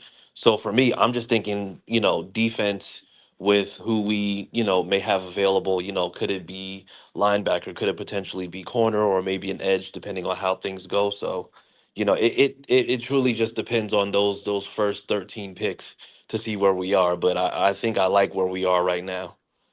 All right, Jay, cue them up. Cue up the music. So elegantly put in the comments. All right, CJ, with the 14th pick, who are you going with? So actually, can you really quickly go over the linebacker for me real quick? Yes, I can. You know what? I like this because if these two players that I want are available, then I absolutely will be a happy camper. But I think with this, with the 14th pick, I would like for the Colts to be selecting linebacker out of Alabama, Jahad Campbell. I like it. So you can never go wrong with a Georgia guy or a Bama guy when, if you're torn on players and you got to take a defensive player from Alabama or Georgia. I mean, that Yeah. just seems to always make sense, right? Yeah, absolutely. And I mean, I think, the with what Lou Anarumo's trying to do with, the type of defense that he does, he has a lot of active looks, but, the guys that are in there, they require athleticism. EJ Speed walked, Grant Stewart walked. So right now, I think we have four guys returning and, adding Campbell into that room, I think he automatically just pencils himself in as just being a part of that front seven no matter how that looks. And I mean, from what we saw in Alabama, it's just like he can play the run, he can play the pass. I mean, he's going to be somebody who's going to be flying everywhere. So I think if he's still there, that's a no-brainer. I love it. I love the pick. Totally makes sense. Revamp that defense, especially in the middle. CJ, let everybody know where they can find you and anything that you want to plug or shout. Yeah, man. You can find me on Twitter at CJ Colts fan. You can find me and my co-host Clyde and Pat on the Sick Podcast Anvil Show. We normally go on Tuesdays and Thursdays at 7:15 Eastern. But in the off season, we're generally on Tuesdays. So yeah, you can find us there. And we cover the camps with some of the players. The next camp that we're going to be covering is going to be Kenny Moore's camp, May 17th. If you want to check that out, and there's other teams on there as well, go to gamedayouthcamps.com and you can register for whatever players may be going on in the area. Love it. Hell yeah, Excellent. man. Thanks, man. Well, hey, make sure you check out CJ, all you Colts fans, and even all fans of the AFC East division. Check out your rival. CJ, we appreciate it, man. Thanks for your time. I appreciate you, fellas. Have a good one. You too. Thanks, CJ. First linebacker off the board. We are at the midway point now, huh? Almost. Just about. We're heading on over to Atlanta for pick number 15. With that, we got our boy Steve coming in, picking for Atlanta. You are pick number 15 on the clock here. A lot of talent still left on the board. I'm going to switch it off of the linebacker, go back to all. You got a ton of people here that I think would be a huge help. Obviously, there's some needs on the defensive side of the ball for Atlanta. They have a lot of good wide receiver. They obviously have a very good running back, and you draft your quarterback that you're going to be sitting at for at least the next number of years to see what they can do there. What are your thoughts at pick number 16 there for the Atlanta Falcons? First of all, thanks, fellas, for having me, and hope everybody's doing well. Appreciate that. Falcons have a huge need, obviously, at pass rusher. Everybody in the league knows it. They still have another need for a star on defense, whether that be a linebacker, defensive lineman, or somebody in the secondary. They haven't had a star in a while there, and 2 of the last 3 years, they've been 31st in sacks, which is just something that you can't get by on. And like I said, not having a star defender on their team is just something that you're not going to succeed in the league with. They've been doing a lot of scouting on the edge. They've been doing a lot of scouting with the safeties, and they also want another cornerback to pair with AJ Terrell. There are a lot of names on the board that I'm surprised with. Jalen Walker, somebody I thought would go in the top 10. Will Johnson, who I believe is the best corner in the draft, is somebody I'm surprised with that's still there. I'm a Longhorns fan too, by the way. So Janae Barron going where he did, I think it's right. But I've been always going back and forth between Jahad Campbell, Jalen Walker, and Mike Green. Mike Green has character concerns with the SA allegation going on with him. But here, I wanted to go best player available, which in my honest opinion is Will Johnson. But I think that the need outweighs all of that. So, I mean, I can make it very simple for you guys. Mike Green is the guy that I would choose here, and I'm going to choose. It makes the most sense. In years past, with the different coaching staff and front office that they've had, they would have went somewhere else. They had a choice to choose Jalen Carter when they did, but they went with the better character guy with Bijan Robinson, which that's something everyone's going to look back on for a while. But here, I think they actually go with the character concern because it seems like not many people are too distracted by it. So it would be Mike Green for me. I think Mike Green's tape is awesome, to be honest with you. I think it's great. But that's the biggest thing, right? You mentioned it. The off field, if that comes back clean, I think this is an easy home run pick. Yeah. If it doesn't, then obviously you could probably see Mike Green sliding a lot more. That really is the biggest question mark, right? But you talk about what the Falcons need: pass rush, 31st in sacks, Mike Green on the edge, makes sense. Mm-hmm. Yeah, and I'll tell you what, I know the Georgia Bulldog fans that do follow me, given my account being Philly Dogs, are rolling and freaking out right now because again they don't go and get that dog out of their backyard, right? It's interesting, Steve, right? Like I think you mentioned Jalen Carter. Yeah, obviously we got a whole bunch of dogs on our team. So it's funny to see it probably come to fruition like this again, potentially, because it's something that seems like the Falcons are just allergic to selecting a guy from their backyard. I don't know what it is exactly. And I know you said you're not, a Dogs fan, you're a Longhorns fan, but it's really just interesting to see, right? Because I get a lot of Falcons fans in my mentions like adding the Falcons. Like, what are you doing? You got Jalen Carter, you got Nolan Smith, you got all these guys. It's just funny to see. And it sounds like what you're saying is they don't, again, go in their backyard. They go out somewhere else, right? So It's interesting. Well, excellent. I love the pick, Steve. I think it makes sense for you guys. Like I said, big asterisk there is if the off field comes back clean. Of course. A home run pick. Steve, let everybody know where they can find you online, where they can find you on socials, and if there's anything that you want to shout or plug. Yeah, I'm on X or Twitter, if you want to call it that. I'm Falcons_pad. I'm a lot of sarcasm, a lot of honest football, but it's about fun and just studying the team. But if you guys want to follow me there, you're more than happy to. Awesome, man. Really appreciate the time, Steve. Of course. Have a good one, fellas. Thanks. You too. All right. Later. See you. All right, we are at the halfway point now, officially heading on over to Arizona for the 16th pick in the 2025 NFL Draft. We got Tyler coming in, picking for his Cardinals. Tyler, congratulations on being a GM of your Cardinals. You are on the clock.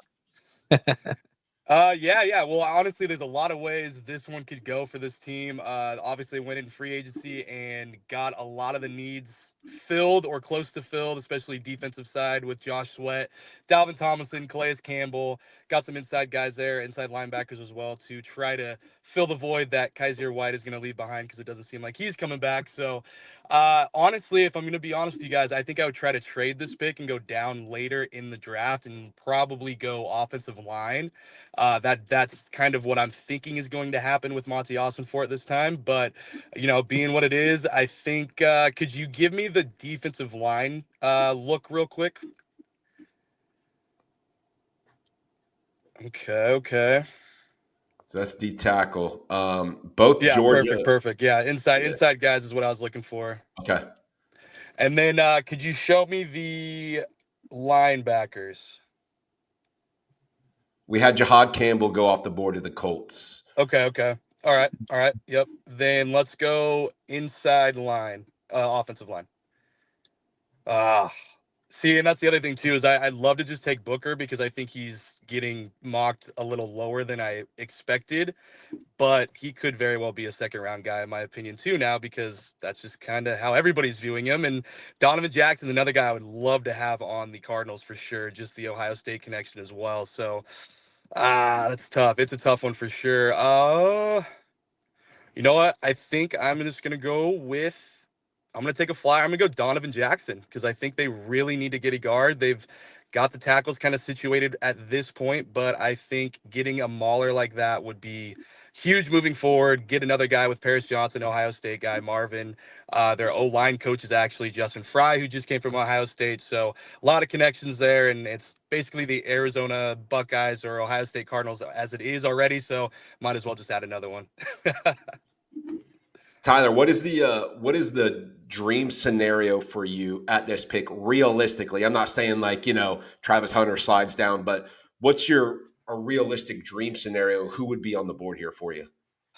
I did like the Mike Green pick, but also what they did with Josh Sweat and adding those guys, they very much might just avoid that position until later on now. So, like I said earlier, I think for me, I'm trying to trade that pick and get maybe early 20s, mid 20s, and then going and getting a guy like a Josh Simmons, a Donovan Jackson, maybe a Tyler Booker, a Gray Zabel. Just I feel like right now they've got to really attack the offensive side of the ball because they just really have not done that in free agency. I mean, they got Jacoby Brissett. They've re-signed a couple of guys, but this is a run-first team, and they really need to go get some more beef in the middle for sure. That coaching connection that you pointed out, Ohio State was nice because I don't think we all knew that either. So that would make a lot of sense there. No, the only coach I know is Jonathan Gannon. The only coach I know is Jonathan Gannon, and I want to murder that guy. So we're not that's all I got to say. But hey, treat Josh Sweat. Still, I'm not over Gannon. He's a terrorist. But treat Josh Sweat right. We love Josh Sweat over here. Yeah, he's a great. I got to talk to him a little bit, and yeah, just a really. He seems like you got to pull a little bit out of him as far as getting quotes, but seems like a good dude for sure. Yeah. Well, Ty, where can they find you for all things Cardinals? Obviously, you know your stuff. You're talking about coaching connections, players' ability to maul out there, their stats and everything. Obviously, you're very knowledgeable when it comes to your college players and then with your Cardinals. So where can all the Cardinals fans out there find you to get some good information? Yeah, definitely. T Drake for Sports on really every platform. I'm down at Cardinals training facility every day. I'm going to live there this next week. So it's coming straight from the source. And yeah, like I said, I got some back channels I work through too. So I'm trying to hopefully piece some things together, and we'll keep seeing how it goes. But yeah, Cardinals, I'm hoping, are taking that next step forward after a more exciting offseason than they've had in a couple of years. So it should be a little more interesting, especially when a lot is on Kyler Murray for sure. Once again, year 7, got to see what he can bring to the table because now the defense is no longer really a liability in my eyes. So it's really on him to really set the tone. Well said. Awesome, man. Well, I really appreciate the time. Jealous that you're able to go over to your team's practice facility. I was the paramedic for the Eagles for a couple of years, so I got to go out there on the emergency medical staff, and you kind of leverage that to talk to some players. So that was a lot of fun. But definitely jealous that you're out there. So keep up the good work. Keep feeding all the knowledge to all your Arizonians out there, and hopefully Jonathan Gannon continues to be Jonathan Gannon for you. Yeah, exactly. And yeah, you guys can catch the podcast, Cards Corner, AZ Cards Corner, on Twitter, X. We're on YouTube and everywhere else you can get your podcast. But yeah, thanks guys. I always appreciate jumping on. Hell yeah, man. Really appreciate it, man. All right, the draft is officially halfway done. We're going to head on over to Cincinnati. We got our guy Nick here picking for the Bengals. Looks like he is a bit of a Bengals fan out there. Love the room there, man. Nick, your team is on the clock. How's everyone doing? We're doing wonderful. So, the Bengals here, their defense obviously last year, it got killed last year. I'm excited to see, Al Golden's new defense. We saw Lou Anarumo go. I'm from Staten Island. That's where he's from. So sad to see Lou Anarumo go. But, I'm excited to see Al Golden's defense. I'm excited because there's a lot of Notre Dame guys in this draft. I wouldn't be shocked. I know Xavier Watts might go in the second round. But in the first round here, they need defense. And I think the perfect guy, if ready to announce my pick. I think the perfect guy here is Walter Nolan out of Ole Miss. Oh, he's great. That's a great pick, Nick. That's a great pick. We're Eagles fans, so we thought he was going to slide. It's been kind of on our boards too. So if anything, that's what you're hearing out of us right now, Nick. I think he honestly reminds me a bit of Milton Williams. He's a really strong guy. He's I'm not sure if he's like I guess the most NFL ready guy, but he's really athletic. And look, the way that the Bengals when they had success against Kansas City and stuff, it's because their pass rush. Like, Trey Hendrickson, Sam Hubbard killed it in the AFC Championship that year. And they need a big, strong defensive line now that they've lost Sam Hubbard. It's going to be Trey. It's going to be, you're going to see young guys having to step up on the Bengal defensive line this year. And if they want to get back to where they were, they're going to need their defensive line to step up. Their secondary, obviously, is, young, too. I was thinking about Malachi Starks, the safety from Georgia, but I like Walton Nolan. I think that was one of the more – Nick came in with a straight to the point, hey, what's up, guys? How you doing? Our defense sucks. Here's why we need to go, where we're going with it. And that collective sigh, like Chris was saying, was because as Philly fans, we kind of – Walter Nolan's been that guy that we're kind of just like, maybe another pick, maybe another pick, maybe another pick to pair there with Jalen Carter. And I think your comparison to Milton Williams makes a ton of sense. We're looking for the Milton Williams replacement, so that would have been perfect for us. But – what a pick by the Bengals. I love it, Nick. I love that you got straight to the point too with it. Obviously, that Bengals defense, I think everybody knows, needed some help. So affecting the quarterback from the interior is huge for you guys. Why don't you let everybody know where they can find you online, on socials, and if you want to plug or shout anything out as well. You can find me on Twitter or X now, on Nick Bengals 27. And, my friend Ryan, he just started his podcast. He's the Giants. So okay. Yeah. So shout out for Ryan. I think it's Big Blue, or Ryan's Big Blue podcast. So root for him.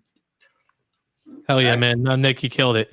I love the pick. It makes a lot of sense for the Bengals, and I would have loved it a lot more if it was at 32. Same. Awesome, man. Really appreciate the time. All right, so we are through 17 picks, heading on over to pick 18. Had another guy send him the link. Hasn't yet to join, so we'll give him a minute or two. But you already know the deal. We're going to the comments for anybody that doesn't show up for their pick. Comments are going to get to pick for pick number 18 to the Seattle Seahawks.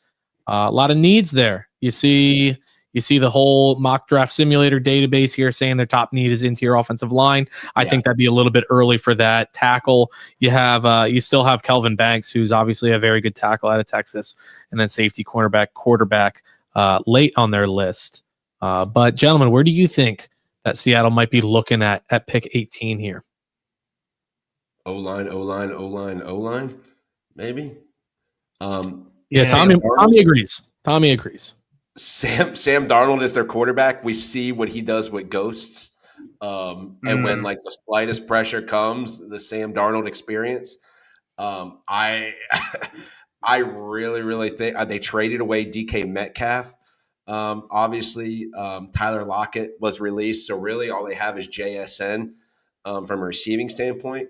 But man, if you're gonna financially tie yourself to Sam Darnold, you need to protect him. You really need to protect him. So I would say whatever the best O-line you guys think is where I would go. Yeah, I'm with you there. Also, Coach, they got Cooper Kupp in the offseason too, which that's right. There you go. I forgot about it too. I was looking at it. So their needs are, to your point, O-line and wide receiver. I think maybe that wide receiver kind of takes care of itself, given they got I like Cooper Kupp. I've always been a big fan of him. So I'd go IOL. But I don't know what's on the board there in terms of this might be an interesting spot for Gray Zabel, honestly. The North Dakota State kid. really polished and just technically sound player. But you also got your Tyler Booker, who almost went, I think, 2 or 3 picks earlier, an interior offensive lineman. So I really think it's just pick your flavor there. When in doubt, I think if you have a toss up between tackle and guard, you always take the tackle because you could maybe slide them in the guard, whereas you can't do that vice versa. So, all right, so we got 3 different people here in the comments. We got tight end Colston Loveland. No. We got Tyler Booker, and then we have Kelvin Banks. Booker or Banks, I think, would be the pick. You think Booker or Banks? Chris, what are you feeling? Booker, Chris, what does it Banks say? What does it too. say their number one? What does it say their needs are? Do you have that? Yeah, IOL number 1 need. Then So probably Book. I would interior. say lean Booker then. Yeah, and I think I even saw one in the chat too, Jay. Big fellow from Alabama. I don't know if that. I'm assuming that's who they're talking about. Yeah, that has to be. I'd go Booker here. Yeah, Booker. Yeah. Yeah. No, I mean it fills a need for him. Obviously, I think I would have probably gone Banks there. To your point, Coach, when you're going to pick offensive line in the first round, I'm usually looking at tackle over guard, and Kelvin Banks fits that role. Great tackle out of Texas, but like Howie says here, he's got some beef. That's a big boy coming out of Alabama. Yeah. And so it definitely helps him out there. But look, we're heading on over to pick 19. We already got their rep in the chat. We got another sleeper rep. Shout out Sleeper, as I've said, #1 fantasy app when it comes to sports. And we got the best team in Tampa Bay, the only team in Tampa Bay, the Bucks. Thank you so much for having me, guys. I appreciate it. Yeah, man. No, we really appreciate you hopping in and filling this GM role for your Tampa Bay Buccaneers. So you are officially on the clock. Where's your head at when you're picking for a Tampa Bay team who's been a little bit up and down over the past couple of years? Yeah, so I mean the Bucks, their offense is pretty well set.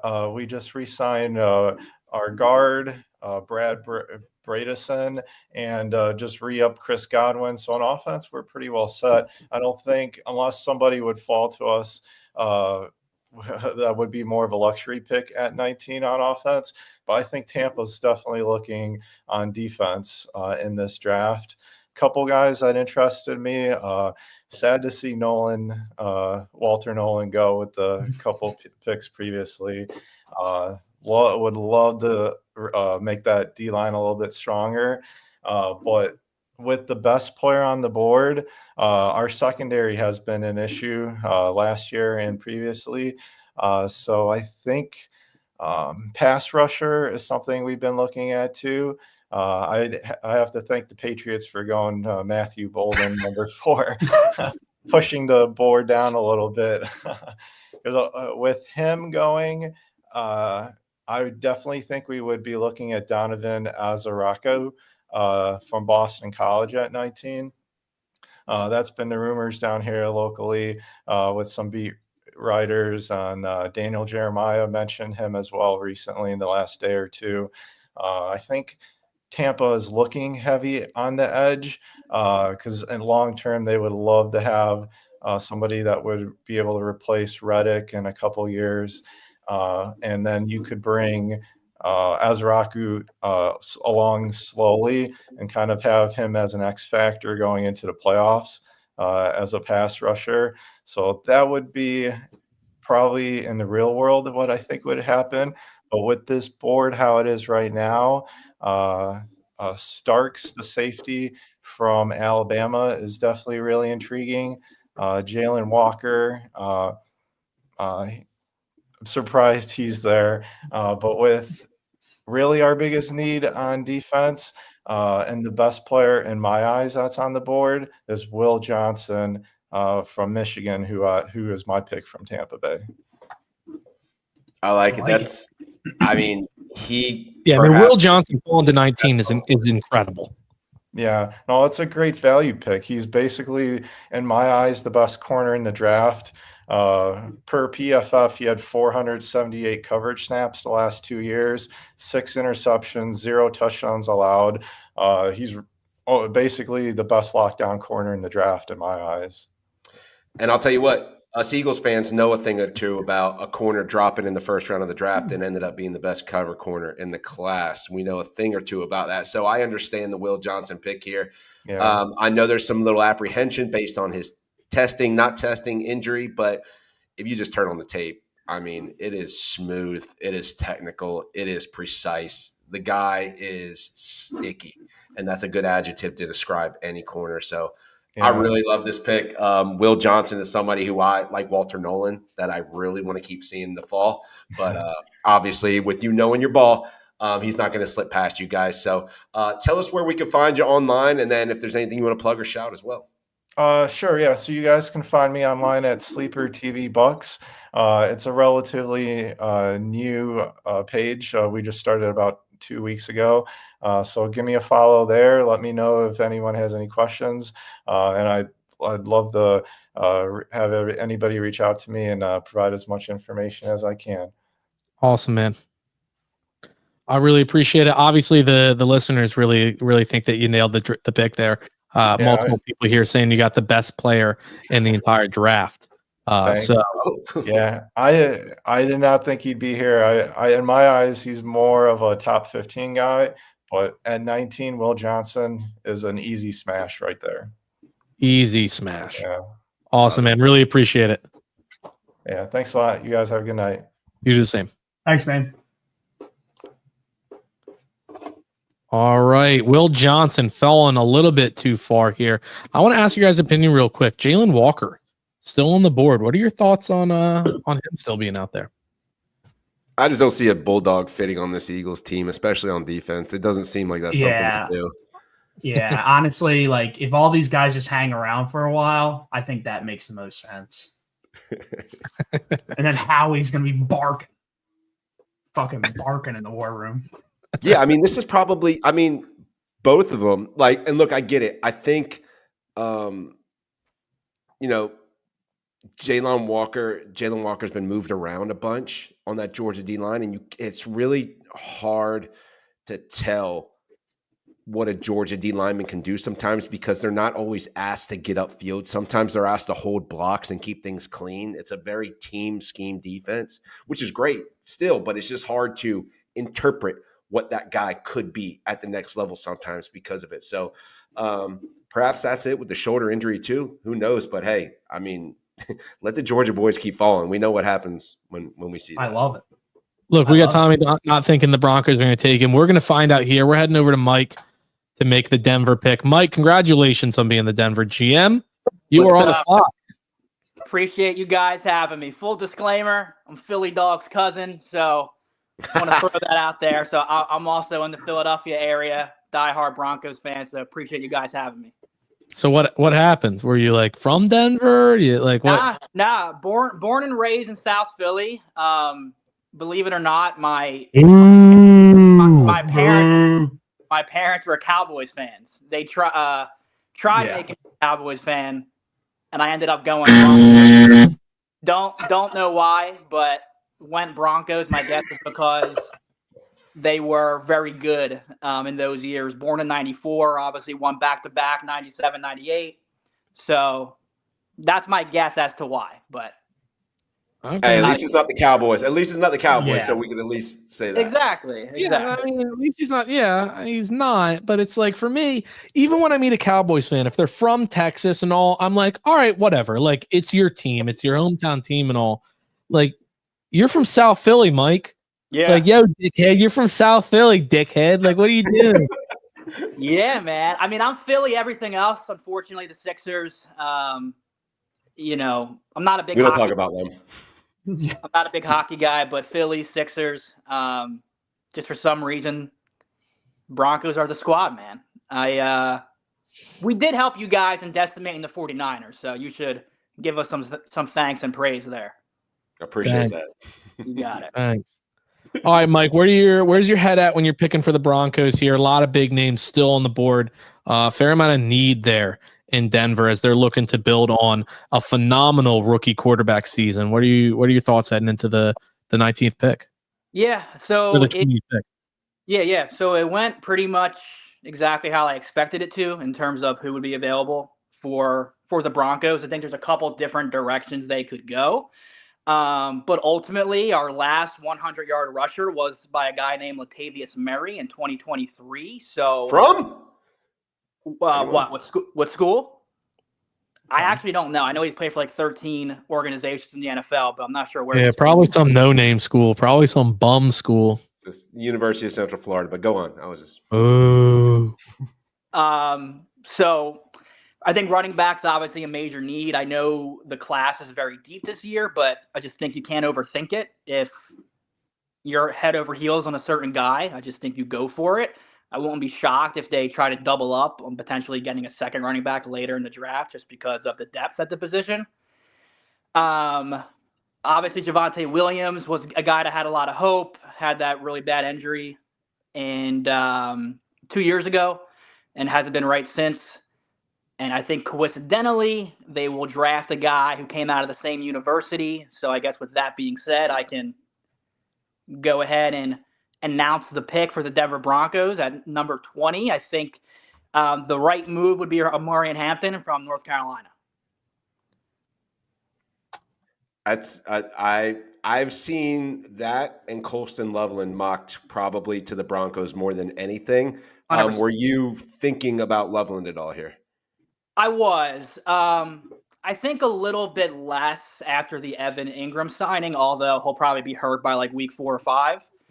So at the same time, like I think Sean Payton loves the idea of, you listen to any Denver Bronco podcast, every other word's talking about Joker, and they're not talking about Jokic with the Nuggets because Sean Payton loves that versatile guy who create mismatch problems. So I guess you can argue pairing Loveland and Ingram could create some mismatch opportunities, but I would prefer Hampton. But at the same time, like I understand if maybe they're high on another guy getting in, round number 2. I know you got the 2 kids out of Ohio State. I do like Travion Henderson as well, but I think Hampton possesses everything you want in a 3-down running back. I think he was second in rushing yards in the FBS last year.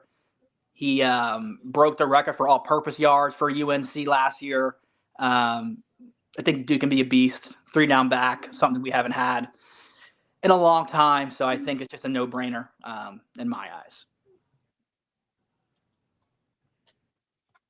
What do you guys think? Chris, anything to add there? I mean, my first thing is I just want to talk shit on him right now, but I'm going to try not to do that because of our relationship. I'm trying to treat all the guests here the same way. But no, I mean, we've talked, right? This is who I watch football every single Sunday with, is my cousin and my buddies. So, no, I mean, I know you've been high on running back basically the entire offseason, and your running game being absolutely atrocious. So this makes sense to me. And I don't think Genty ever slides down to you all. So I don't foresee that happening. So yeah, I think I agree with the pick. And based on what you've told me about the Broncos, this seems like what the fan base would also agree with. Yeah. And to Joey's point too, yeah, that's like what every Broncos podcast are kind of hoping for, I think, for the most part. What was I going to say? The most effective rusher last season was Bo Nix, and that just can't happen. It's not a winning formula. It's not. And second year, obviously, for him, and you got to continue to help with that development. And I think quarterback's best friend, or one of his best friends, is obviously an effective running game. So help take a little bit more pressure off being in his second year. And, I think they'll look to obviously probably add a wideout at some point here to further help his progression. But I think running back by far and away is the most valuable kind of resource for him and his continued development. I like it. Mike, where can they find you? Yeah, so I'm on Twitter or X, the Mile High Gallop. I got to be more active. I mean, if there's demand and a large audience for a Philly guy to talk about the Broncos, I will start putting more out, maybe start a podcast, but I'm not sure there's a ton of demand for that. If anybody needs a mortgage, you can find me Mortgages with Mike D on Instagram. There it is. But looking to buy, sell, refinance, I got your back. My man. Awesome, Mike. Appreciate it.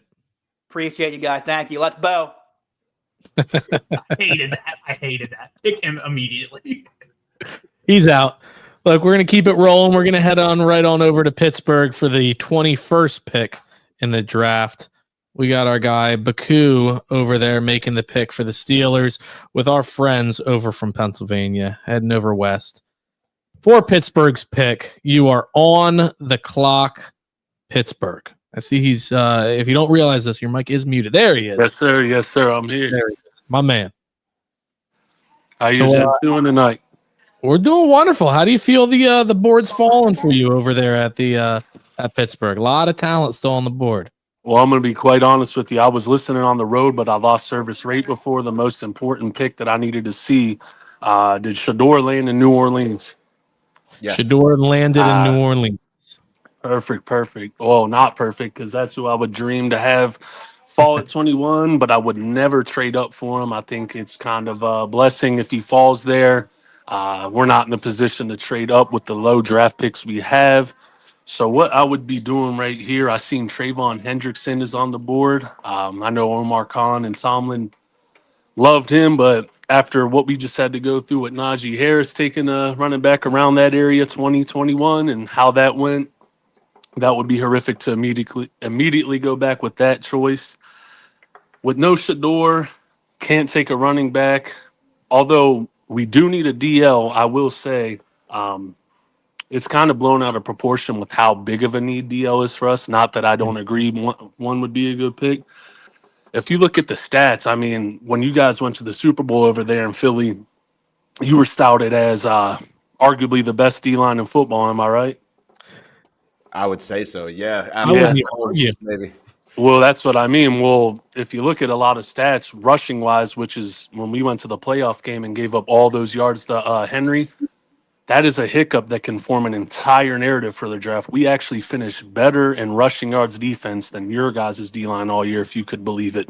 So where I do think that DL could be a pick, I think there's enough depth and length in this draft at the DL position to where you could skimp out. But at the same time, the quarterbacks I have left here, I could not warrant at 21. So in the ideal situation, I would be trying to trade back from 21 here to maybe you guys on the other side of the thing. It'd be a little bit of return since you guys took that giveaway at the McAfee show. You could help us back by letting us move back with you guys and maybe picking up a Milrow or Dart there, but I do not love it at 21. So I'd have to look. Who is our best D-line, specifically nose tackle available here? You got Kenneth Grant, Derek Harmon, Tyleek Williams are the top three there.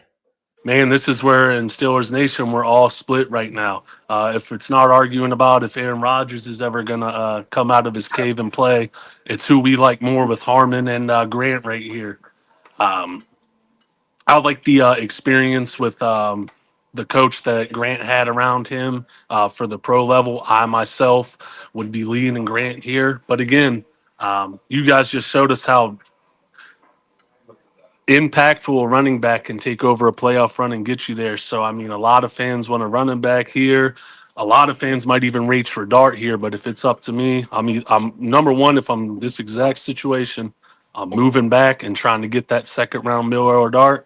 But if it's in this scenario where I can't trade, I'm going to go ahead with Kenneth Grant here at pick 21. Kenneth Grant. That is a large human, by the way. Somebody who takes up space. It is interesting to see if anybody ran on Michigan between Mason Graham and Kenneth Grant in the middle there. That was a massive interior. And honestly, like if the history of the Steelers, Kenneth Grant just seems like a Steeler. Like he really does. Just like a big, nasty guy from an up north school, just playing the middle, doing the dirty work. So I really like this pick. I love your reasoning for it, thinking about, potentially running back, but D tackle is more important.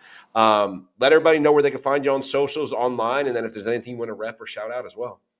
Yeah. You can find me at Mazurski 8895. My social media page starts really picking up here around camp season.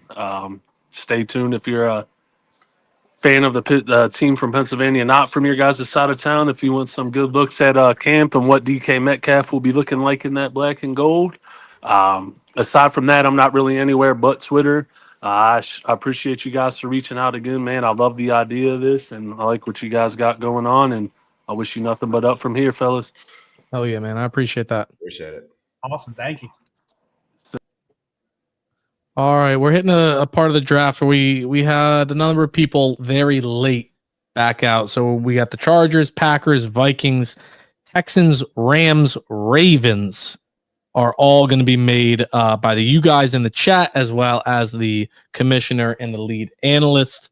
A lot of people just messaged them, had to back out late. We're unaware that it was going to be taking a little bit this long, but they're not on the East Coast, most of those teams. So screw them. It's still in the middle of the day for them.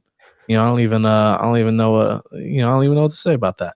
Anyway, we got the Chargers on the clock now. Is that what we're looking at? Chargers are on the clock. Number one need, it says here on NFL mock draft database, is tight end. There is a pretty big name at tight end still available over in Colston Loveland. I think this is an easy, just Pence put it in. Colston Loveland. Yeah. Who is the head coach for the Chargers? Jim Harbaugh? No, that's right. Jim Harbaugh recruited who? Colston Loveland.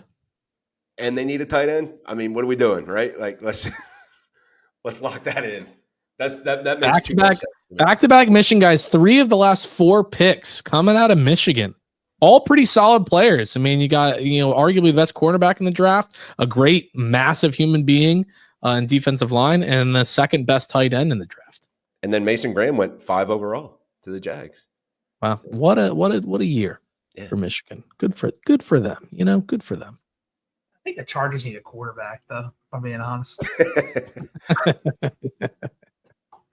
I love it. Well, he's ranked ahead of Jalen Hurts in all rankings. So.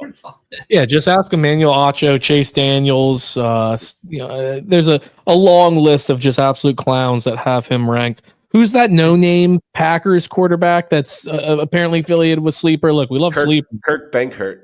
Yeah, this guy's a fucking moron. But you know who ranked Jalen Hurts ahead of him?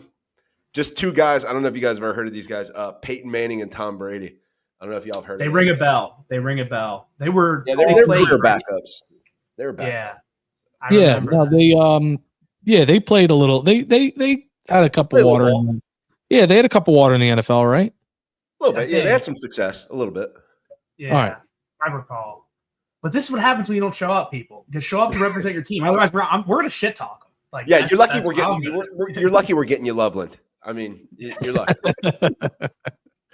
Look, man, I've just been dying to click something on this little row right here. Bang, bang, bang. I've been dying. Look, 293rd overall, James Burnip out of Alabama. Are you kidding me? Shout out James Burnip. I know you're listening. Out there? Are you telling me Andres Burgales, Ryan Fitzgerald still out there? What are we doing, people? Green Bay. Look, kicker is on the top list of your needs. He's right there for you. Andres Burgales. He's there for the picking. We all know about him. Just a killer, right? Great player. Let's pick him. No, I'm kidding. We got the Packers. They are also not here. We'll go to the chat for this while you guys talk about it as well. Jimmy Burnip, don't fuck around. That's right. Jimmy Burnip, don't fuck around. He's right there. Chris, what do you got for the needs? Slim Jim Burnip. So for the Go Pack Go, I got cornerback, wide receiver, edge would be the top 3 needs. Cornerback, wide receiver, edge. They had a chance to draft a white cornerback last year and did not, thankfully. This would be interesting to see if they're a player for Luther Burden, considering their entire wide receiver core is like wide receiver 2s and wide receiver 3s. Yeah. If they need a receiver, I know some people have Luther Burden as like a top 12 player in this draft, and others have him as a 2nd round pick. Like, it varies. If that's one of their needs. I mean, it is one of their needs. Edge, in fact, Jamar Josh Stewart Jacobs makes sense. Michael Williams. Yeah. Josh Jacobs even came out and was like, "We need a guy. Like we need." But look at this comment. Look at this comment. Is Golden still there? Tommy, if you didn't join, let me show you where Golden went. Let's Number head one to the Titans. all the way back to right here at pick number 4. Our friends over in New England took Golden a while ago. So no, Golden's not still available. Do you guys remember when people initially were saying we overpaid a little bit for Saquon Barkley with his contract, and then they showed the contract of Gabe Davis and Darnell Mooney being the exact same, and they were like, would you rather have Saquon Barkley or Darnell Mooney? Like, if money is the same, what are we doing? That's kind of how I think with the Matthew Golden pick is like Genty, Tet, Tyler Warren. Like, if you wanted a skill position player, I think those guys are probably better. But look, they backed up the reasoning for why they took him. Yeah. It is what it is. I will eat my shoe if Golden is taken at 4 on Thursday. But hell, let's go ahead and make this Packers pick. What are we thinking? Yo, clip it, chat. He'll eat his shoe. I'll eat my shoe. All right, chat. What are we thinking for the Packers here? We're gonna put it up to you guys. Packers picking at pick number 23. A lot of needs. You guys saying cornerback? Tough. Next one, obviously Maxwell Hairston, Siobhan Ravel. Heard a lot of good things about Siobhan Ravel. Obviously, smaller school over in ECU. You worried a little bit about the competition, but where are we thinking here? Yeah, I feel like this is a team that doesn't. Tommy, don't do that to me. Don't do that to me. For years, right? We're going back to the Aaron Rodgers days where like they just don't get the weapons early on for whatever the reason may be. I'm not a Packers fan, but from outside looking in, that's what it seems like to me. So maybe it is a corner here. I don't know. Like, you know how we look at Howie, we're like, he'll never touch a linebacker round 1 or like a cornerback round 1. Like, I think the perception is maybe they don't touch wide receivers in round 1, but I mean, I will say one of the late additions to the green room was Maxwell Hairston. He was invited to the draft and he's showing up to it. So normally when that happens, the NFL knows that teams are higher on you than, probably the rest. But you got 2 good corners on there with Revel and Hairston. You got Jalen Walker, Michael Williams. I mean, do we just give him Jalen Walker here? I mean, I hate to help the Packers when they weren't able to show up for the draft, but I mean, it's a need for him. He's one of the best edge in the draft, and he's fallen to pick 23. Or do we say, screw you, you weren't here for the draft, and we have him fall at least until the next real pick? I'm being 100% honest. I think edge is deeper than wide receiver. So I feel like they could get an edge guy in round 2 and then get a better wide receiver for Jordan Love. Like Chris said, that Josh Jacobs was saying, we need a guy. Sure. That's just my thoughts, but I'm down for whatever the chat says, whatever you guys say. All right, chat. What are we thinking? So you're saying Luther Burden is your pick? I would lean Luther Burden, yeah, personally. Chris, who's your pick? Yeah, I'm right there on the wide receiver thing. Either corner or wide receiver is where I'm going here, just based on the needs that they have. This team scored 10 points against us. 10. Yeah, I know. And Jordan Love had 3 interceptions. None of the receivers could separate. Look, the chat's blowing up against you guys greatly, and I did say let him pick it. Yeah. They're saying Jalen Walker. Yeah. We're going Jalen Walker. Fell far too long. Was hoping and praying that he'd fall another 10 picks, but unfortunately did not. Minnesota Vikings are on the clock. Coach, you said that they texted in their pick to you, correct? Yeah, one of my buddies who's a coward, obviously not showing up tonight. Vikings fan, no surprise there. Wasn't able to make it. I got a couple names. Chris, go down. What's their needs? Needs for the Vikings. You got safety as top need. Safety, D-line, running back, edge. Yeah, so I think safety, corner, D-line, yeah. So this is a name that I got to from my buddy. With this pick, the 24th pick, you got Harrison Smith coming back on a 1-year contract. He's one of their like Brandon Graham type players, that's been with the team forever, just like a lifer, right? This is probably going to be a swan song as last year. They got nothing else next to him or behind him. I think they go with one of the most athletic freaks in the draft here with Nick Imanwari, the safety out of South Carolina. I think that Starks is a better cover safety, but I just think Nick Imanwari, what he brings to you from an athletic standpoint is insane. Absolutely insane. Yeah, Flip, I did turn off the sound effect for you. You're welcome. Look, we're looking at Imanwari. Chat, what are we thinking? Chris, you give your thoughts, and then chat, how are we feeling about that? Yeah, I mean, according to ESPN, that's the top safety on the board too, Coach. So glad to see, one, a dog not going, and two, yeah, I mean, I think it's a need of theirs, right, based on what we discussed. So makes sense to me. Eamon Maury also, if you look at his RAS, his relative athletic score, it's off the absolute charts. It's one of the most clean athletic testings you'll ever see. So I think you get him in your system and you just say, here's a weapon I want to put places. So I think that makes sense all around when you add that up. There we go. I swore we had a Texans guy. Looking through all the messages, I took him off our list for a reason, but apparently, I don't know, must have lost him, or we don't have him. Texans are on the clock. Obviously, they're saying their number one need is offensive tackle. O-line again. I mean, like, this is a pick when I saw O-line as the number one need, and I see Kelvin Banks here. Write that in marker. Write that in magic marker right now. That's about as a lock as it can get, right? Because who did they traded their Laramie Tunsil, right? Yes. Yeah. They traded Laramie Tunsil. They gave they traded their guard to the Birds. I mean, they're all pro guard. Hall of Fame guard, Kenyon Green. The next graduate of Stoutland University, you mean? Yeah. All right, I'm clicking it. Rams, fake ass fan base. You know, you saw, fuck the Rams and their fans. It's a fake ass fan base. You saw their Super Bowl parade. I saw a longer line at the freaking DMV on a Wednesday than I saw at the Rams Super Bowl parade. And look, I get it. DMVs have long lines, but that's what I'm saying. Like, it was there, but it was embarrassing. There's more traffic on a normal Los Angeles day than there was during the LA Rams Super Bowl parade. So naturally, we weren't able to find a fan to come on and make a pick for him.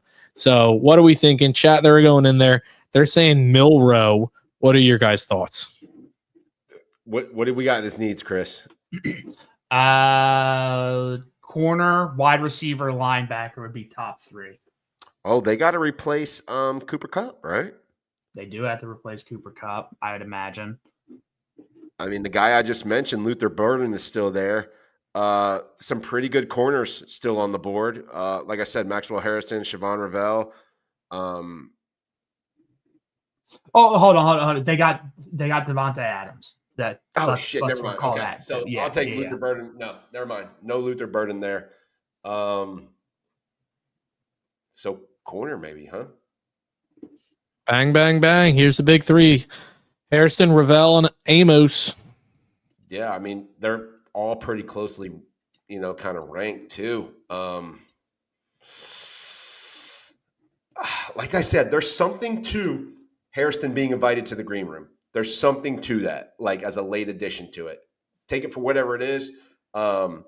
If they are a team that does athletic testing well, Harrison ran like a 4.3 flat, I think, or one of the fastest corners was out there.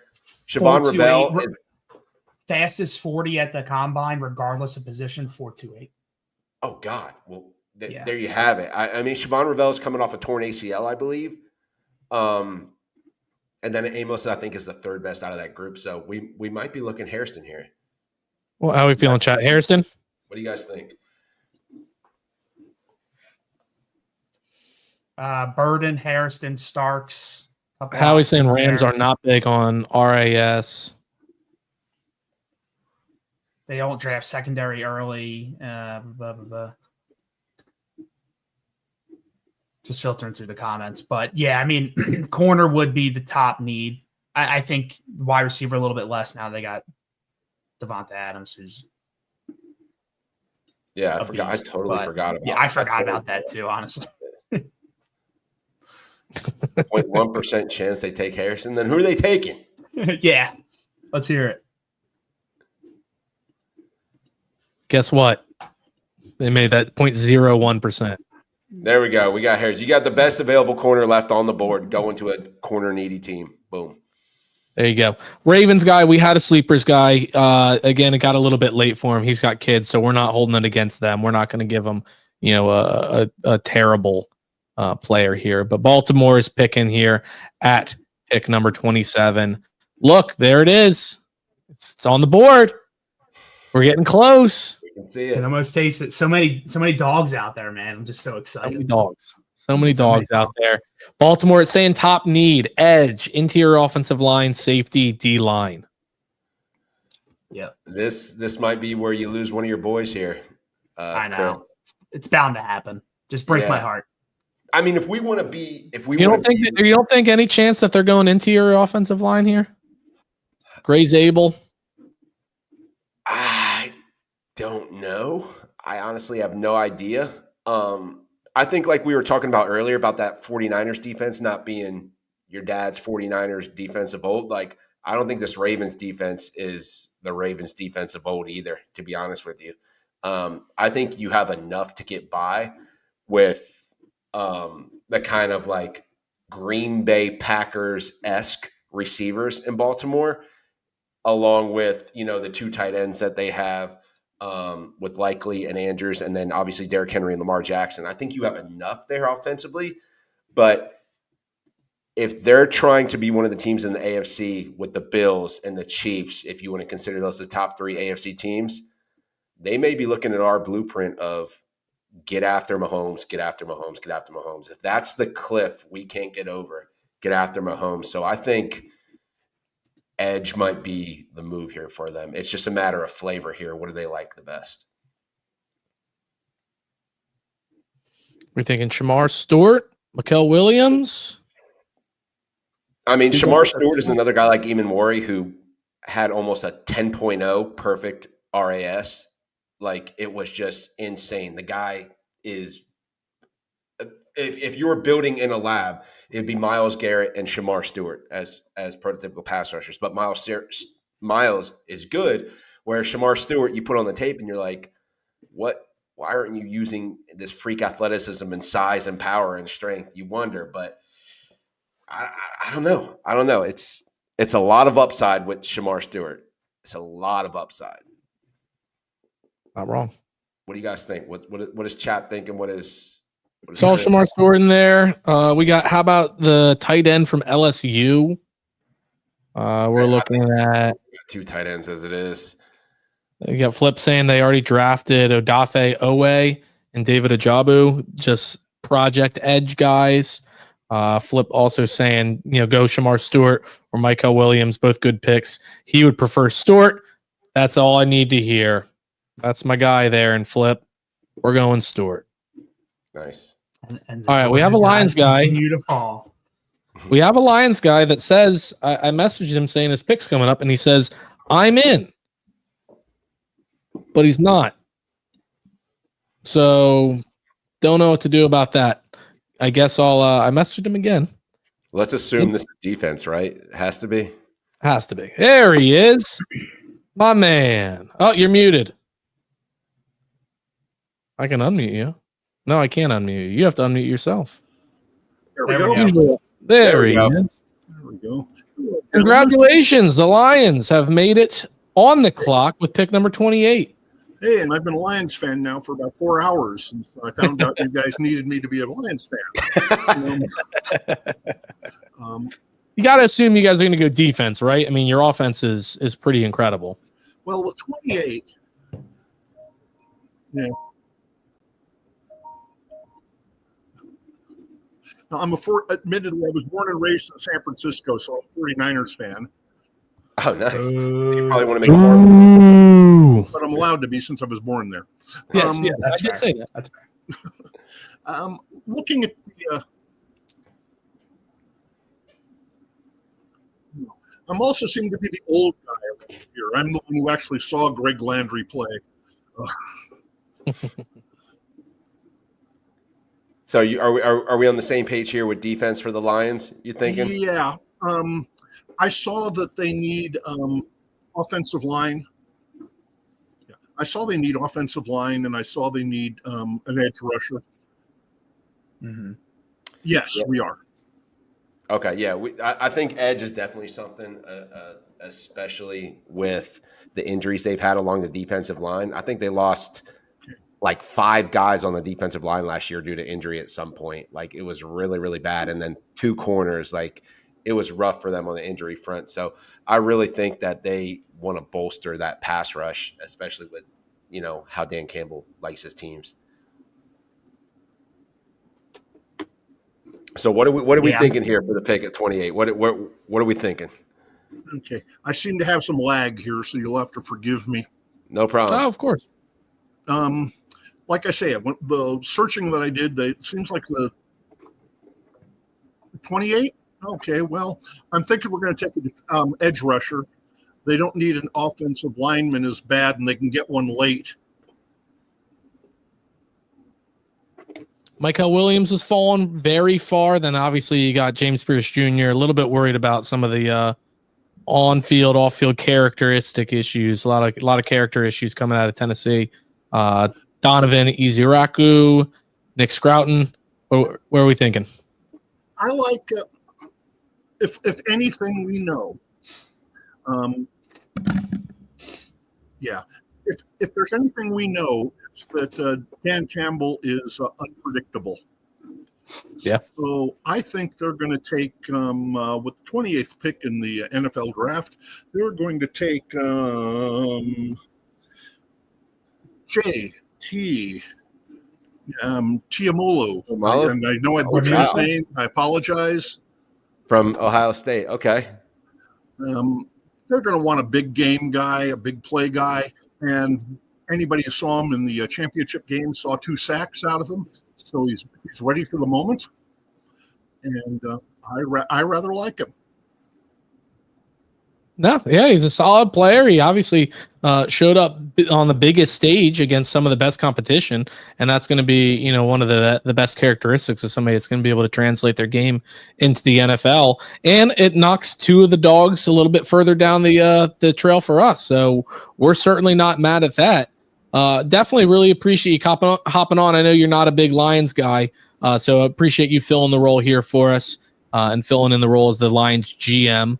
Excited to see what they can do here. Hopefully, they're going to be the season opener for the Eagles. I think that'd be a really, really great game. But I really appreciate you hopping on and filling that role. I hope the 49ers have a terrible year, but I hope that you have a wonderful night.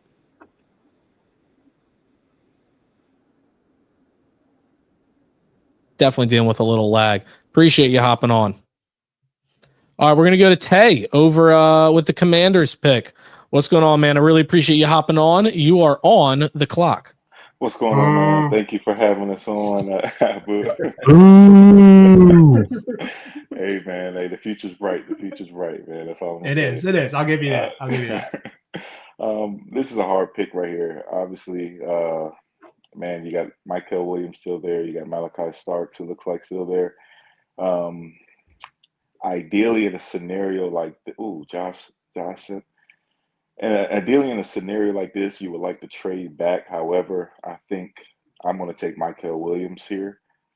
Bolster that pass rush, a guy that should have been a top 5 pick, was a top 5 pick going into this year, and I don't want him to go to Philly. I cannot continue to have him fill Georgia East over there. So we're going to go Michael Williams there at 29. I respect. Just stab me in my heart, man. Just stab me in my heart. I'm wearing the Philly dog shirt. Like, it's because I booed you, right? It's because I booed you. Pretty much. Man, Is that where Washington is, regardless of how the board looks at this spot, is that where Washington probably wants to lean? Is pass rush or D line? Is that where it's going to look in regardless? I think so, but our roster is not good at all. I mean, we're getting players slowly but surely, but I think if Egbuka's there, I think that may be an option. Travion Henderson is an option as well, I think, at that 29 spot. But I think overall pass rusher is a huge need. Dan Quinn is a mastermind at getting guys sacked. He got Fowler like 11 and a half sacks this year. So I think he's going to work. I like Donovan from Boston College. I can't get as Araku? Yeah. As Araku. Between him and Michael Williams, man, those are two guys that are dogs. And but I think pass rusher will be the number one choice there. That makes sense. I mean, you think back to those. I mean, even growing up, those with Arakpo and guys like that coming off the edge. You know, I'm trying Kerrigan too. Kerrigan. So getting that edge for Dan Quinn and those boys, I think is big. And look, we're Eagles fans. We hate you guys, but we understand. We understand at the same time that Jaden Daniels is somebody that we have to worry about. Oh yeah. We understand that regardless of what we feel about Debo, it's a weapon that you added to your offense along with Terry.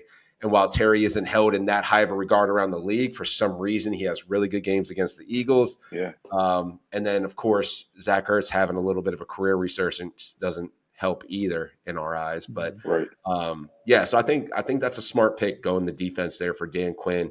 Try to stop the AJ Browns, the Devontae Smiths, the Jalen Hurts, the CD Lambs, guys like that. So bolstering up that defense would help. Tay, tell us where we can find you online on socials, and if there's anything you want to shout out or plug as well. Yeah, we're on Tay and Todd, Washington Commanders podcast. We're on Twitter. We've been slacking on the podcast lately, but we plan to get that back up. Life happens, and it's funny. It's funny. We had our best year this year, and we didn't record. We're kind of superstitious. We're like, hey, we're winning, so we're not going to record. So we'll pick back up next year. I respect that. I do. I left my Christmas decorations up through February because the Eagles. I couldn't do it. Me too. We got a couple people in the comments though saying, asking if you think the Commanders might be going running back later in the draft. If so, who do you think that you'd like for them to take? I think that they're going to go early, like 61. I think they'll look at. I think Caleb Johnson is on the. I mean, they brought him in for a visit. If not at that 61 spot, you look in the later and maybe like a DJ Giddens or a Bashal guy from Virginia Tech, something like that. But we need Dylan Sampson. He's a guy that I think they'll like as well. So that's the thing. If we get a running back, like Brian Robinson is trash. I mean, he runs. He's bad. We need a guy that can just break, because there's no reason why you should not have 1,000 yards with Jaden Daniels as a quarterback. There's no reason. So look at Tay busting out the third day running back names here for us. Yeah, seriously. The potential round 3 running backs off the dome. I love it. Yeah, so hopefully it'll be a good year, man. We need a big draft. We lost. We don't have a lot of capital, but I think Adam Peters, I trust our GM, man. I like him a lot. So. Well, excellent. Well, Tay, we really appreciate it, man. Obviously, we do not wish you good luck this upcoming season, but we hope you have fun at the draft anyway, man. And regardless, Washington-Philly games seem to always be entertaining, so looking forward to more of that this year. Yes, sir, man. Yes, sir. Awesome. Really appreciate you hopping on, man. No problem. Thanks for your time. All right.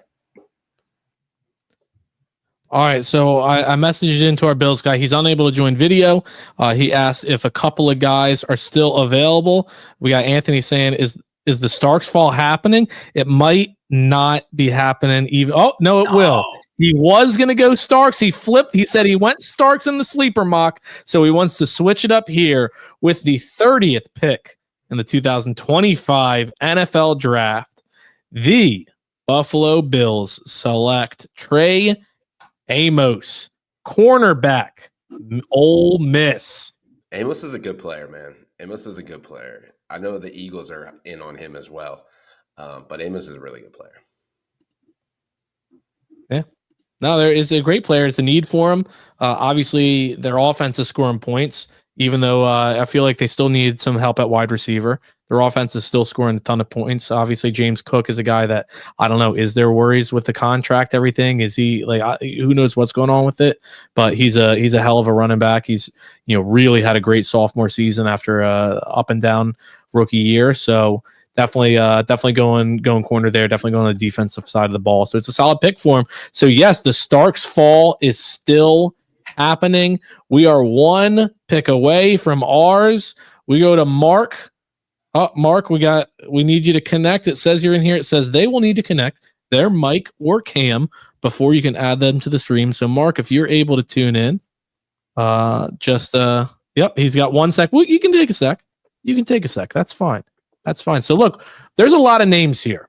There's a lot of good names here for the Eagles. We're gonna kind of take a little peeksy here. I don't want anybody to say Josh Simmons. I don't want anybody to say Josh Simmons. One of my favorite players. One of my favorite players is still on the board. Let's not give the Chiefs fan here any ideas. I don't want to give away where I'm looking here. That's fine. We got Mark over here, one of our friends over at Sleeper, as I've said many times, the number one app when it comes to fantasy sports. So we're definitely very happy that they were able to send a number of their reps over to us to get us going through this draft. Mark, your Kansas City Chiefs, the runner-ups, are on the clock. I was going to start by giving you guys 10, 20 seconds if you want to rub it in a little bit. Only 10 to 20? It's I could go. It's better than none. I mean, I'll take the 10 to 20. Yeah. Yeah, it's better than. I just want to say this, Mark. I posted a clip, and these guys will tell you, even when we did our pregame episode, we were talking about everything. Once I knew it was the Chiefs, I felt so immensely confident heading into that Super Bowl. And I don't know. I felt as though your 68-point differential showed that you guys were a little bit fraudulent. Sure, you're great in close games, but you were never good enough this year to just blow teams out. It was everything was tooth and nail, and I just didn't see it. I didn't see it. Great past 2 years. Didn't see it this year. When did I was going to say, Mark? Yeah, no, Mark, please go. I'd love to hear what you got to say about this Super Bowl. So, being a diehard Chiefs fan, seeing all Mahomes' comebacks, I want to ask you genuinely, be honest here. When did you know it was over? Cooper DeJean pick six. You're going to get three different answers. I knew it was over when you beat the Bills, and you guys were our opponents. And I told everybody I saw, this is a walk. And these guys will tell you, I said, I damn near predicted the score. I said it was going to be like, I damn near predicted it. And I said, whereas the Chiefs, we won the Super Bowl. But you're going to get two different answers from these guys. I was along the same lines, Mark. Like in our preview episode, I predicted the score. I was off, I think, 2 points or 4 points swing or something like that. But during the game is a lot different of a pregame answer for me. Yeah, I mean, the Cooper DeJean pick six. The Cooper DeJean pick six for me was when I was like, that's it. I might as well start popping bubbles here. So that's what it was for me. But mine was the very next drive. It was actually the Zach Bond interception. That was a huge one too. Because even after the Cooper DeJean pick six, it was 17-0. I was like, all right, I've seen Mahomes. Do stuff. You know, I've seen Mahomes 17-0 isn't crazy if they score before the half and get the ball back. Like, you know, it's a 1-score game. But when Zach Bond intercepted on like the 10 and then AJ scored the next play, I was like, I'm feeling real good. Yeah. Appreciate you being a good sport, Mark, here though. Like, and giving us some time to soak in this. Appreciate it. I've had some time to heal. I was actually doing a dry February, so I had to do that sober. So that was pretty bad. Yeah. Wow. Bad timing. Yeah, terrible timing. But for me, though, it was the first possession we had in the second half. I knew we could come back. The first possession we had, we got sacked, I think, twice. And I was like, we made no adjustments. I knew it was over. That's fair. Based on that loss, you know, and I can't even say it's a Super Bowl hangover because obviously you said you weren't drinking. So I want to say, what is a piece here you could take at 31 that would help? I don't want to say close the gap because you guys are damn near in the Super Bowl every year, but like maybe take it to that next level. Obviously, offensive tackle. I want to go Josh Simmons, but every mock that I've seen in the last 3 weeks has Josh Simmons, so I'd like to change it up a little bit. I think he's a stud. We could potentially redshirt him this year. I believe if he's healthy, if he plays more than that 6 games, he's definitely probably getting picked in the teens. He still might. I honestly think we might trade up with 24 with the Vikings next Thursday and try to grab him if he falls. But but I would like to mix it up. I'm running a little bit behind on the picks though, so I was going to see who's still available. Jay, go to OT, go to offensive tackle, see who's best available. Well, yeah, you got Simmons, Josh Connerly, Ursery, Wyatt Millum. And then overall, the top players for all is who you got here. Gotcha.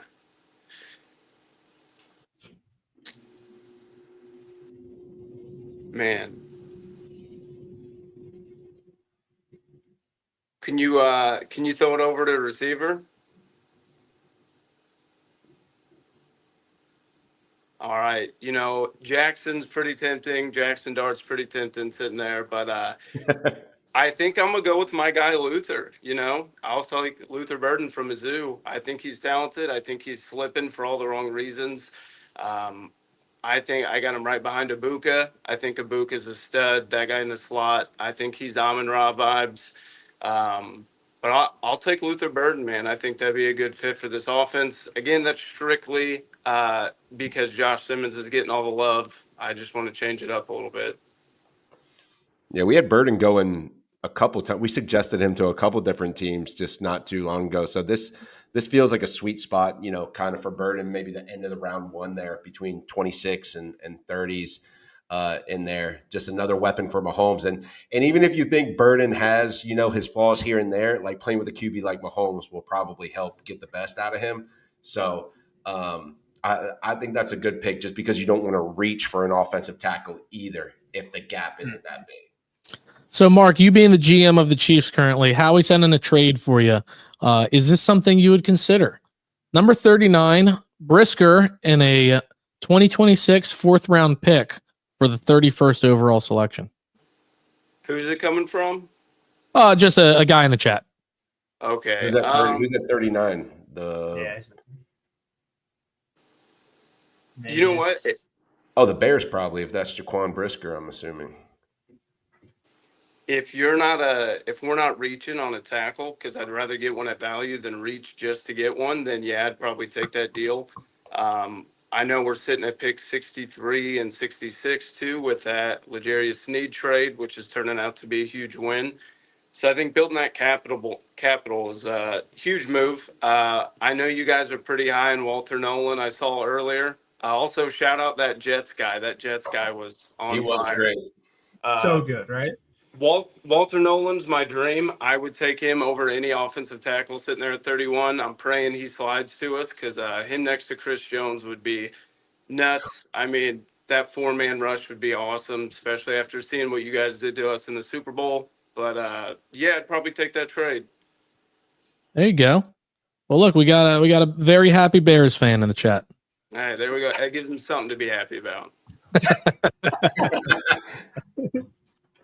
Well, Mark, where can they find you? What can you plug? What can you tell us about yourself? Man, just started this content thing 2 weeks. So 2 weeks in for Sleeper. You can find me at Sleeper Chiefs KC on X.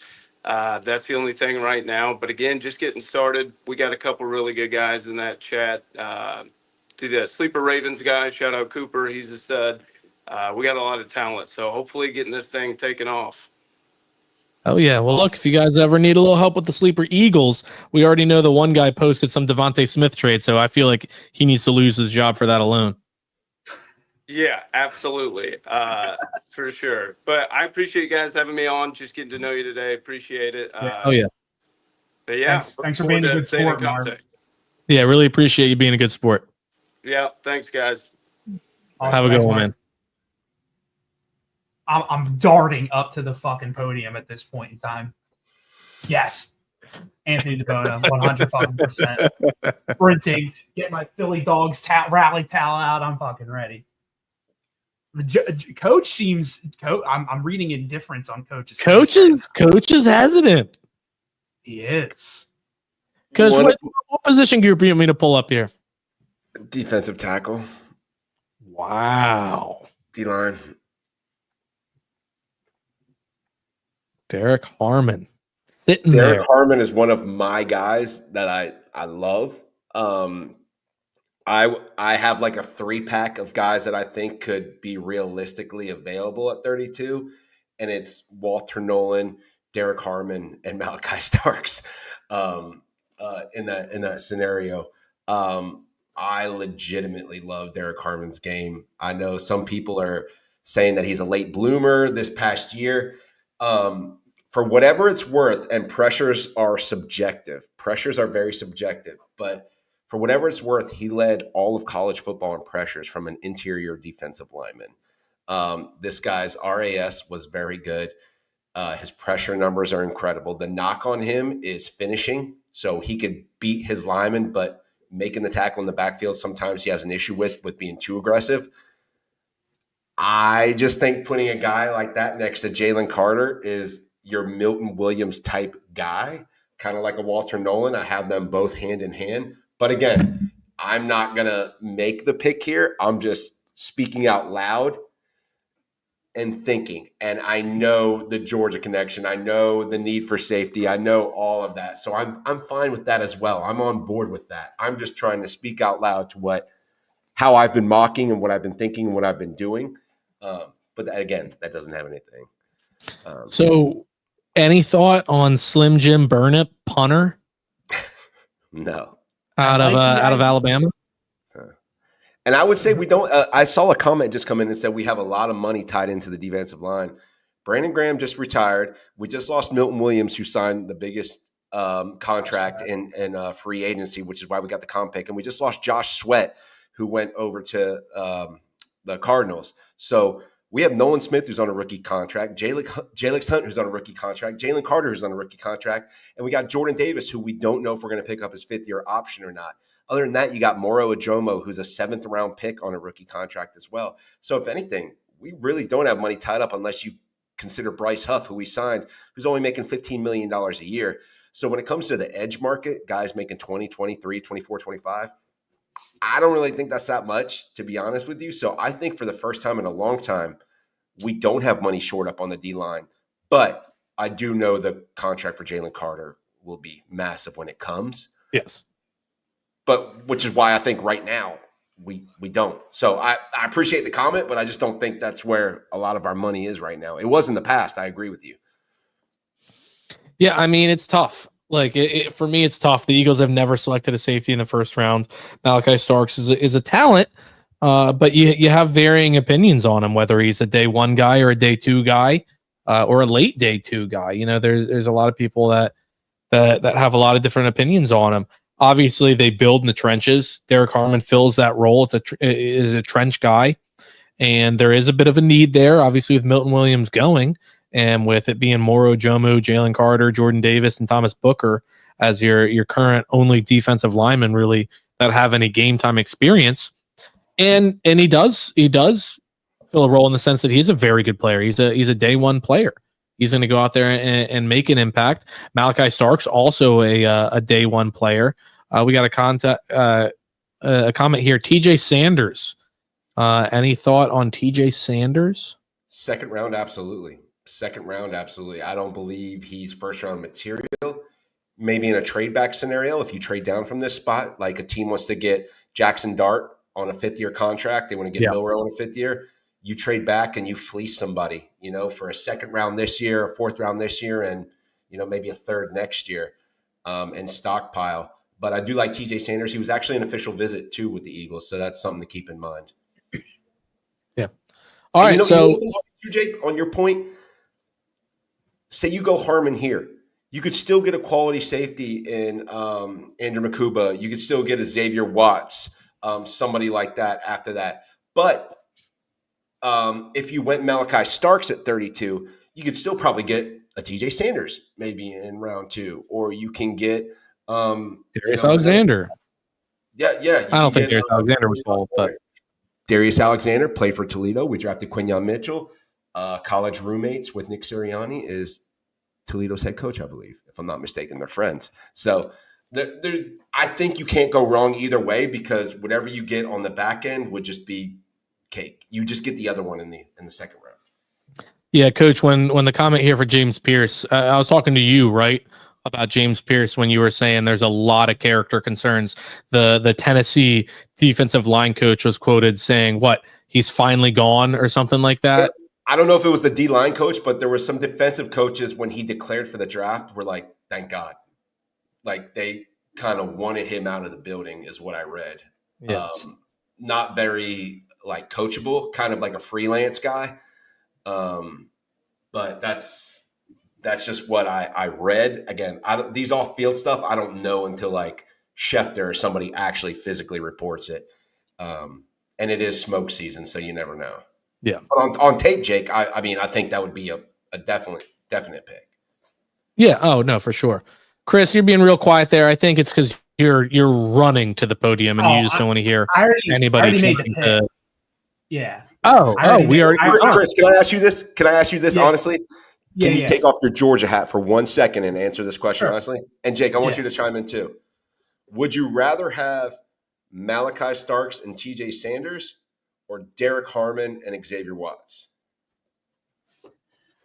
I think where I'm at right now in the first round is I want to shore up the secondary with the loss of losing CJ Gardner-Johnson, the loss of losing Slay.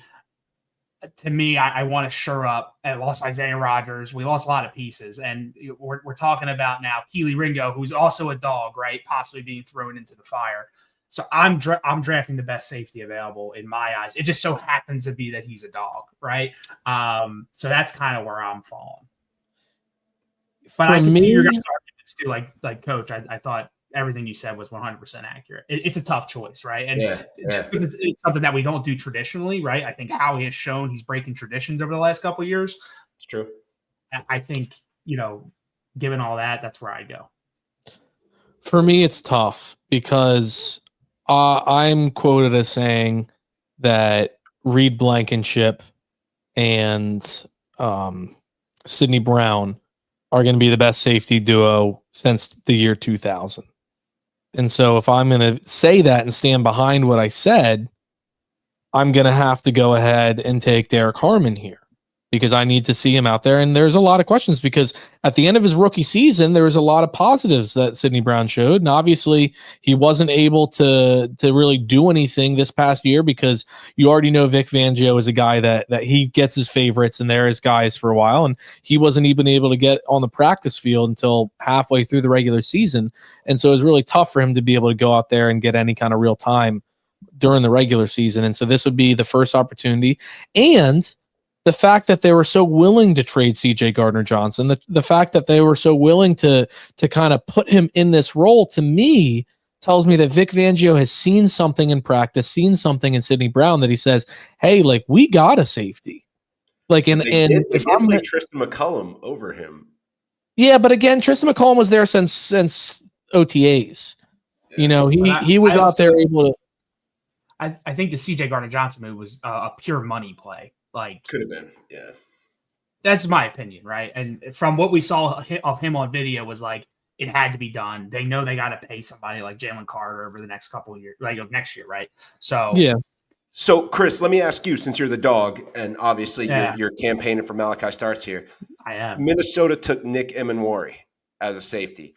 If they took Starks instead, and you're dealing with Emenwari and Derek Harmon here, where would you go?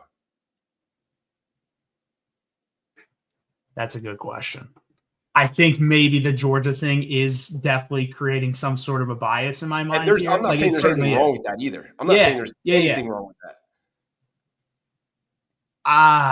Yeah. I mean, I still think I'd want to go like corner or safety if I'm being like, I don't know. I could go D-line too. Like it really depends on how the chips would fall. It's there, tough, right? It's not as easy as it's not. And I was going to ask you to flip over to edge and take a look at D-line too, but because like I was thinking about that too. Like James, like Ezraku's still available too. Like this is that's like there is a lot here. I think if the board were to fall this way, there's no way we're trading out of the pick. I don't think, because I think there's some guys here that Vic can get. Oh, they might they might trade back in the sense of if there's a team that picked early that has an early second round pick, and they're like, oh, there's 4 or 5 guys we could take here, and somebody comes offering you the 38th, 39th pick, like Howie had here, the Bears fan in the chat. Somebody offers you something that includes an early second round pick, and you're sitting here being like, man, if the draft falls like this, and we got 6 guys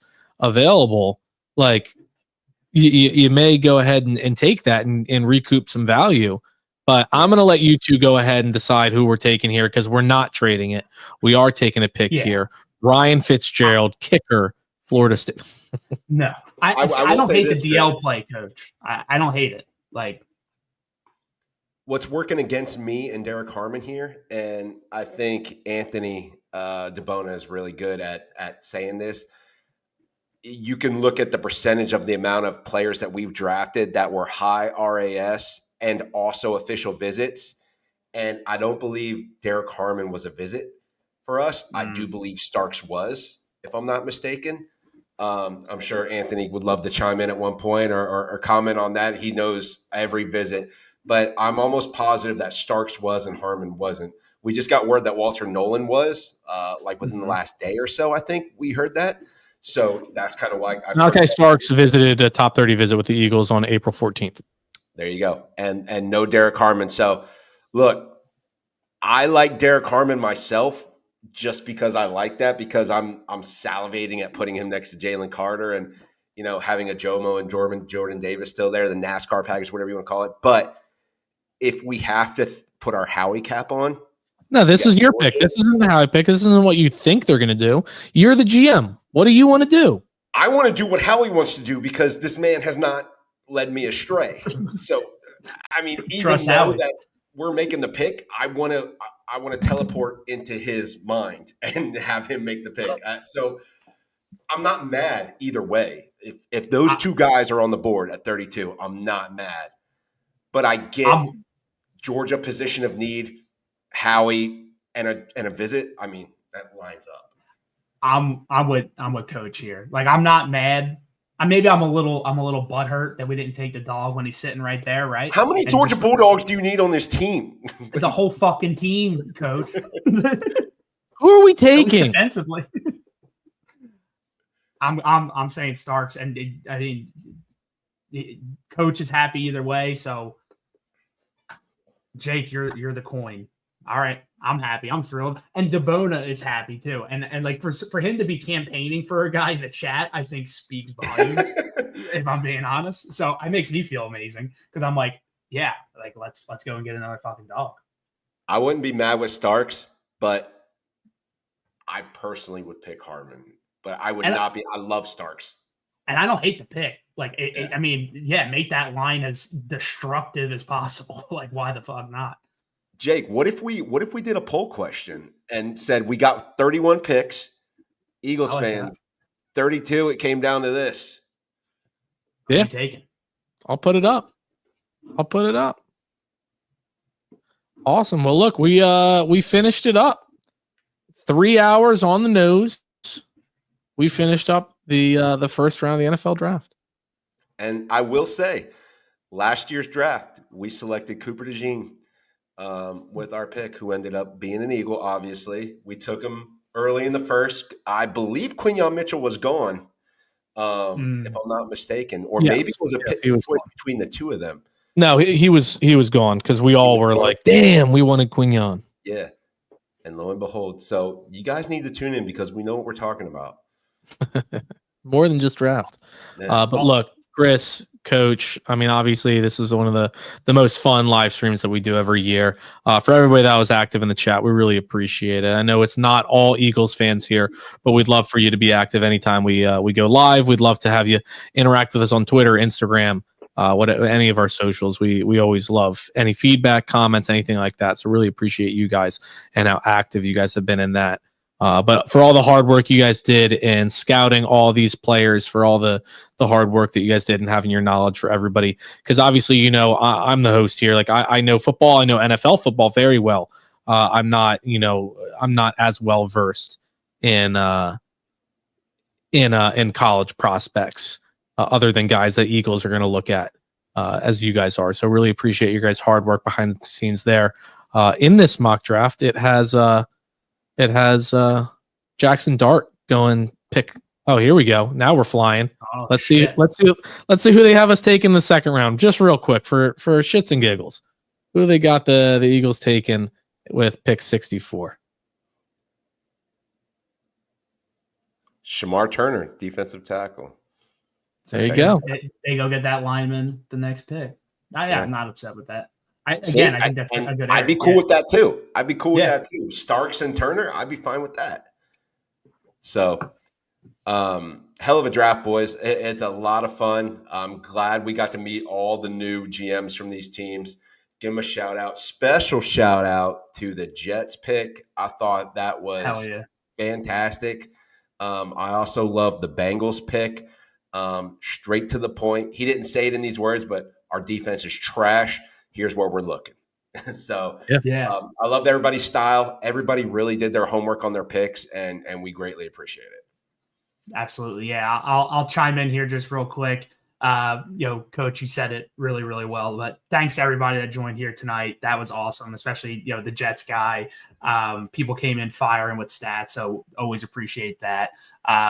Shout out to you guys for keeping the show running here. Shout out to the nearly 2,000 people on Twitter that are following and watching this live, which is sick. I mean, that's so awesome. So shout out to you all, and shout out to all the folks that hopped in the chat on both ends. And yeah, good time, guys. Let's go get another Philly dog. All right, look, this is how the rest of the draft went out according to Mock Draft Database. See you, Coach. Corner. All right, let's send it. Chris, really appreciate it. Appreciate everybody's out there in the chat. Looking forward to doing another episode. NFL draft just a couple of days away. Can't wait.